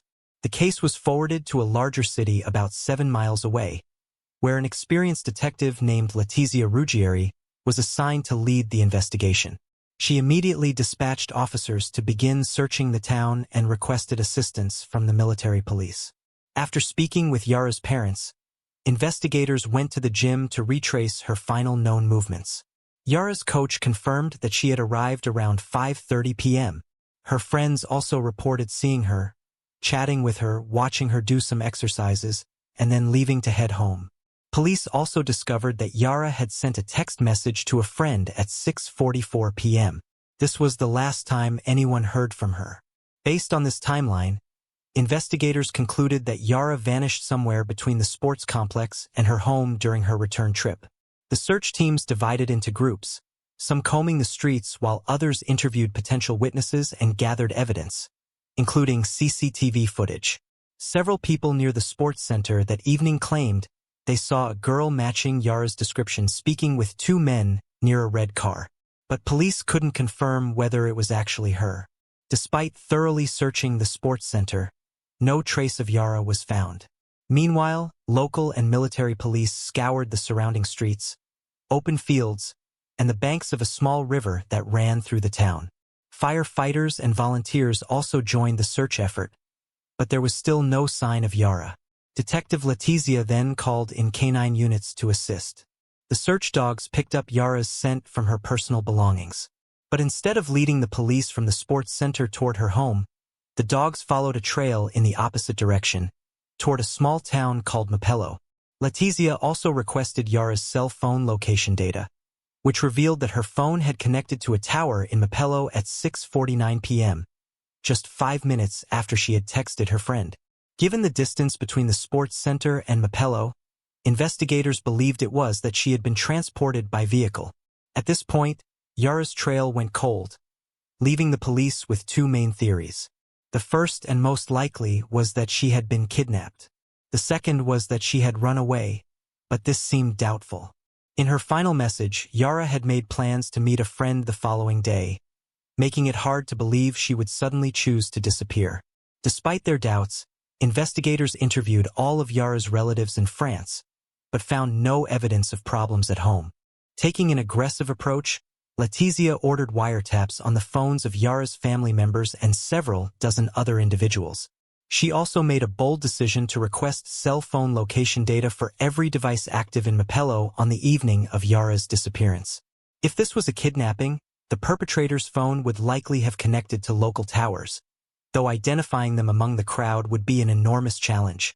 In total, the police obtained data from 15,000 phones present in the area that evening. A special team was formed to investigate these numbers, focusing on those deemed suspicious for various reasons. Meanwhile, the physical search for Yara continued, but as days passed, there were no breakthroughs. Letizia grew concerned that their efforts would lead nowhere, pinning her hopes on the phone records, believing one of them had to belong to the kidnapper. Over the next few days, the police monitored thousands of hours of conversations, but none seemed connected to Yara's case. This tedious process dragged on until late November, when an officer suddenly overheard a chilling and highly suspicious phrase. During one phone call, a man was heard saying, "Forgive me, Lord, I didn't kill her." Investigators swiftly identified the caller as Mohammed Fikri, a Moroccan construction worker who lived in the same town where Yara's phone signal had last been traced. When police tried to locate him, they encountered a major obstacle. The team monitoring the calls was working with a delay of several days due to the overwhelming volume of recordings. By the time authorities listened to Fikri's conversation, 3 days had passed, and he was already aboard a ship bound for Morocco. Given the suspicious circumstances, Italian officials acted quickly and intercepted the vessel. Fikr was arrested and brought back to Italy for questioning. Meanwhile, investigators found an alarming piece of evidence: his car. Upon inspection, they discovered a mattress in the trunk, stained with what appeared to be blood. The mattress was immediately sent to the lab, but here the police faced an unexpected twist. The blood didn't belong to Yara and apparently wasn't even human. Upon further analysis of cell phone recording, it was revealed that Fikr had said something completely different in his native language, and the officer had mistranslated the second part of the phrase. After conducting additional checks, investigators confirmed that Fikr had nothing to do with Yara's disappearance, and they had to release him. By that time, Yara's case had become one of the most well-known topics across Italy, with extensive coverage in the national media. Millions of people followed the search efforts, hoping she would be found alive. When news of Fitri's arrest hit the papers, many were convinced that the kidnapper had finally been caught. So the news of his innocence came as a shock and disappointment. It meant the investigators were back to square one with no other leads to help them find Yara. The police continued to monitor phone conversations, search for other evidence, and do everything they could, but nothing seemed to lead anywhere. This continued for exactly 3 months until February 26, 2011. On that day, a man from a small town 6 miles from Yara's home went to one of the many nearby fields to fly his remote-controlled airplane. But the airplane had some issues, and he had to land it in a spot with tall, thick grass to prevent it from crashing into the ground. When he went to retrieve it, he noticed a pile of rags. At first, he didn't think much of it, but then he saw boots sticking out from under the pile and decided to call the police. Officers found the human body under the rags, but the level of decomposition made it almost impossible to visually identify the victim. However, when Letitia arrived at the scene, she immediately knew it was Yara. She was wearing the same clothes she had on when she went to the sports complex 3 months earlier. Near the body, they also found her iPad, house keys, SIM card, and the removable battery from her cell phone, but the phone itself was nowhere to be found. Italy's most renowned forensic pathologist was brought in to examine the remains and concluded that the cause of death was multiple stab wounds. She also found no signs of assault, but the fact that some of her clothing was removed led investigators to suggest that this was the motive. Experts also found fibers on the body that were commonly used in a specific type of fabric. This suggested that the killer might work in a related manufacturing facility somewhere in the area. Additionally, they found 2 foreign DNA samples, one on the victim's gloves and another on the battery of her smartphone. However, there were several issues. The samples were quite small, making it difficult to extract a full profile. There were also no matches in the various databases, so the investigators found themselves at another dead end. But 2 months later, Letizia received an unexpected call. Experts from the lab reported that, upon further investigation of the victim's belongings, they had discovered biological material on her underwear, and the analysis yielded a full DNA profile of an unknown man. With the killer's DNA in hand, Letizia divided the officers into different teams and assigned them specific tasks. Some were responsible for collecting DNA samples from all of Yara's relatives, acquaintances, and everyone at the sports complex. Others focused on analyzing cell phone location data, compiling a list of numbers belonging to people who traveled from Yara's town to Mapello that evening, and then collecting their DNA samples. Given the scale of these tasks, she had to wait weeks for results, which were slow in coming. Even with 3 laboratories across Italy working on the DNA samples, the process could take years. In the following months, the police collected thousands of DNA samples, but none matched the killer's profile. Meanwhile, Letizia kept thinking how to get new leads, and soon she had an idea. Not far from the field where Yara's body was found, there was a nightclub. Letizia knew that killers often leave their victims' bodies in familiar areas, and this club had a reputation for being a hot spot for people with criminal records and other shady individuals. So she decided to try this theory and collect DNA samples from all the visitors of that nightclub. Letizia assigned several officers to stand guard at the nightclub on Fridays and Saturdays, collecting DNA samples from everyone entering. Since all club-goers had membership cards, investigators could access information on everyone who had visited the club in the past. Although Letizia knew the chances of success were slim, she wanted to try everything in her power due to the lack of other leads. And soon, she received a call from the lab. DNA from one of the visitors matched the killer's profile. The man's name was Damiano, but there was a problem. The match was only partial, and Damiano was quickly cleared as a suspect since he was on another continent at the time of Yara's disappearance. But still, this was a significant breakthrough. Experts assumed that since his DNA only partially matched the killer's profile, Damiano must be related to the actual perpetrator. Letizia and her team began investigating Damiano's family to identify the most likely suspect. Since this was before genetic genealogy became common in criminal investigations, this method was new and extremely challenging. They soon made a surprising discovery. Damiano's mother had worked as a housekeeper for Yara's family for 10 years, but left the job a few years ago. When she found out that someone from her family might be the killer, the woman was deeply shocked. Despite this revelation, the search for the suspect dragged on for many months. Letizia eventually concluded that none of Damiano's immediate relatives were Yara's murderer, which meant they would need to investigate hundreds, if not thousands, of distant relatives. As months passed without progress, the media began accusing Letizia and her team of incompetence and reluctance to work on the case. Several politicians joined in, trying to have the detective removed, but they were unsuccessful. Despite the heavy pressure, Letizia continued to do everything in her power to identify the killer. She and her team examined various family trees and archival records dating back to 1716. They had to review of individuals repeatedly hitting dead ends. This continued until September 2011, when investigators finally made a breakthrough. One family tree led them to a man named Giuseppe, who was already deceased. However, his widow had preserved some postmarks with his saliva, and experts managed to extract a DNA profile. The results showed that Giuseppe was very likely the father or grandfather of the killer whose DNA was found on the victim's underwear. Giuseppe had 2 sons, and investigators obtained their DNA samples, but they faced another unexpected disappointment. Although the results showed a close match, either of the sons was the killer. This left Letitia stumped. The killer had to be closely related to this family, but none of the male members showed a complete match. The only remaining possibility was that Giuseppe might have had a child with another woman, a child his family knew nothing about. Detectives focused on this lead, but uncovering such sensitive information proved extremely difficult. They interviewed thousands of people who might have known or seen Giuseppe during his lifetime. Nearly a year later, they got an intriguing clue. Since the 1960s, Giuseppe had been visiting a spa complex in a small town near Milan without his wife. He stayed there for 2 weeks every May and never brought his family along. Letizia requested records of all visitors to the spa complex during those years. To her surprise, these documents were still available, and investigators began examining them. They compiled a list of all the women who stayed at the spa during the same time as Giuseppe.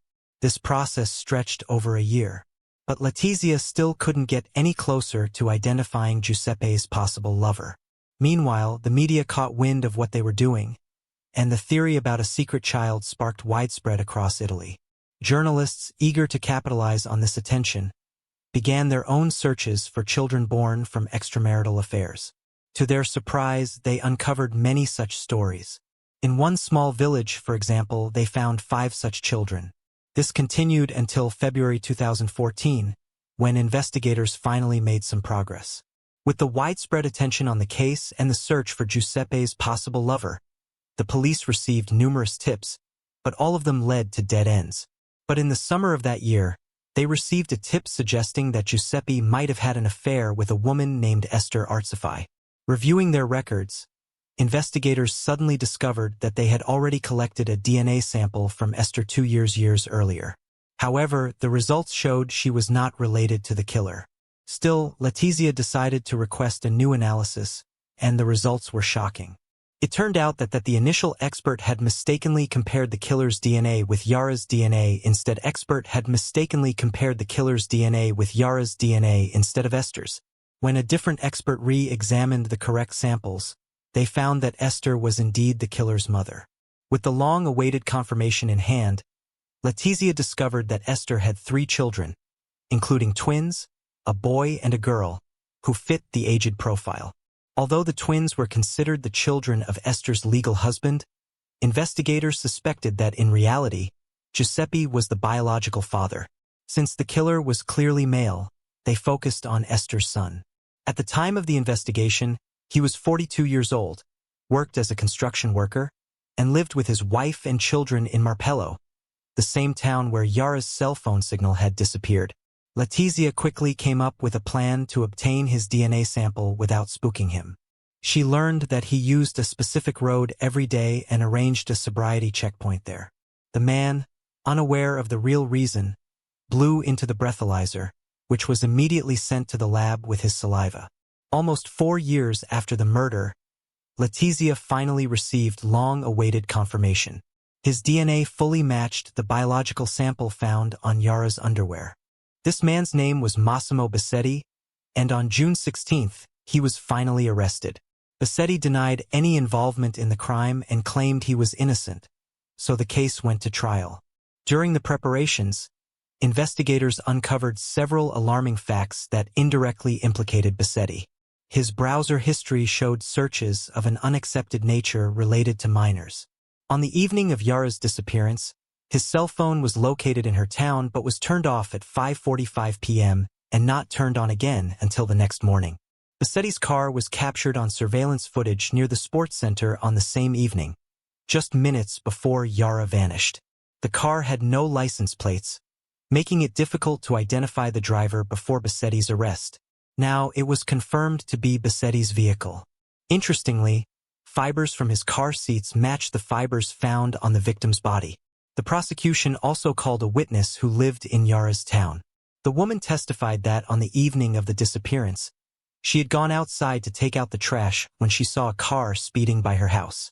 According to her description, the vehicle resembled Bassetti's car, and she saw a child inside. She added that she heard screams coming from the car. Police also discovered that Bassetti frequently stopped at a pizza restaurant on the same street as Yara's home. This suggested that he might have seen her long before the abduction and possibly had been planning the crime in advance. Regarding the surveillance footage, Bassetti claimed he was simply driving home from work that evening, but investigators found that he did not work that day, which was confirmed by his colleagues' testimonies, CCTV footage, and cell phone location data. The trial began in the summer of 2015, a year after Bassetti's arrest, and it quickly captured the attention of millions across Italy. While most people were sure that Bassetti was the killer, no one could have anticipated the twists this trial would reveal. The prosecution's version was clear. Bassetti had likely been watching Yara for days or even weeks before deciding to abduct her after she left the complex alone. He then took her to the field where her body was later discovered and killed her. The main theory was that Bassetti had intended to assault her, but for some reason, he didn't go through with it. Bassetti's wife testified that he was home with the family having dinner at the time Yara went missing, but this was contradicted by CCTV footage near the sports complex and 3 witnesses who saw Bassetti's car at the time he claimed to be at home. The defense argued that their client was innocent. Bassetti himself claimed he often had nosebleeds, which could have gotten on his clothes and tools. His lawyer suggested that the real killer might have somehow come into contact with Bassetti's blood before the crime, which then ended up on the victim's underwear. The defense also challenged the DNA evidence, claiming that a mistake might have been made. They explained that there are 2 types of DNA, one that changes significantly between relatives and another one that changes very slowly over generations. The DNA found on the victim's underwear was of the slower changing type, so the defense argued that it could belong to anyone related to Bassetti, whether close or distant. But the prosecution's experts countered this, insisting that Bassetti's DNA matched the evidence beyond any doubt. But that wasn't the defense's main argument. During the trial, they dropped a bombshell that caused a huge stir. They named a new suspect, a gym instructor named Sylvia. It turned out that after the body was discovered, experts found Sylvia's blood on the sleeve of Ayara's jacket. Sylvia's father revealed that when she came home after Ayara's disappearance, she had been crying all night. Investigators also discovered that Sylvia had sent a few messages to her brother on that evening, but both of them deleted it shortly after, so the content of the messages remained unknown. Sylvia herself claimed she couldn't remember why she acted that way, what she had written to her brother, or how her blood ended up on Ayara's clothing. In court, she repeatedly refused to answer questions, only responding with, "I don't know." Despite the absence of a clear explanation for these unexpected revelations, the evidence against Bassetti was deemed sufficient to convict him. In February, he was sentenced to life in prison, and his legal team failed to overturn the verdict. Interestingly, the day after his conviction, Bassetti's wife visited him in prison and revealed a shocking truth. None of their 3 children were biologically his. She confessed to being unfaithful with multiple men. Additionally, it was later revealed that Esther's 3rd child was fathered by neither her legal husband nor Giuseppe, but by yet another man. Since his sentencing, Bassetti has remained behind bars, but the unusual details of Sylvia's blood continue to raise questions among those following the case. Some skeptics believe the DNA evidence may have been manipulated, suggesting Bassetti could have been wrongfully convicted. However, given that the evidence was thoroughly analyzed by Italy's leading forensic experts, the chances of his innocence are considered highly unlikely. What do you think about this case? Share your thoughts in the comments below. Moving on to the next case. Halloween murder of Lisa and French. A Halloween evening in October 1973 that should have been filled with fun turned into a horrific nightmare for the small town of Fond du Lac, Wisconsin. A trusted neighbor and family friend committed an unimaginable crime against a 9-year-old girl who was excitedly trick-or-treating alone in her hobo costume. Lisa Ann French was born on June 2, 1964 in Oshkosh, Wisconsin to Alan French and Marion Gehrig. She lived in Fond du Lac with her mother, stepfather Bruce DePau, and her newborn half-brother. Lisa was a lively and bright 9-year-old, attending Chegwin Elementary School as a 4th grader. She was also a proud member of the Girl Scouts, which reflected her active involvement in her community and her friendly, outgoing personality. On the evening of October 31, 1973, Halloween night, Lisa was thrilled with excitement and dressed in her carefully crafted costume.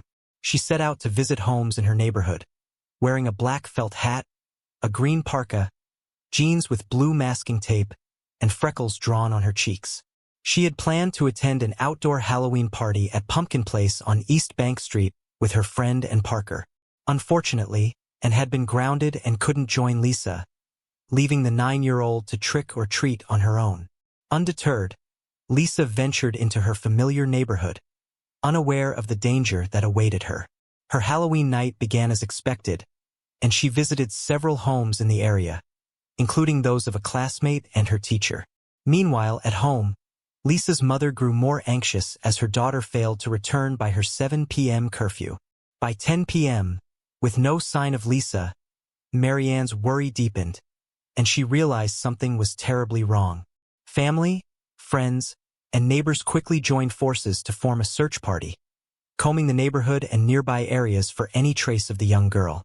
The entire town of Fond du Lac rallied together in the effort, shocked that someone could disappear while simply out trick-or-treating.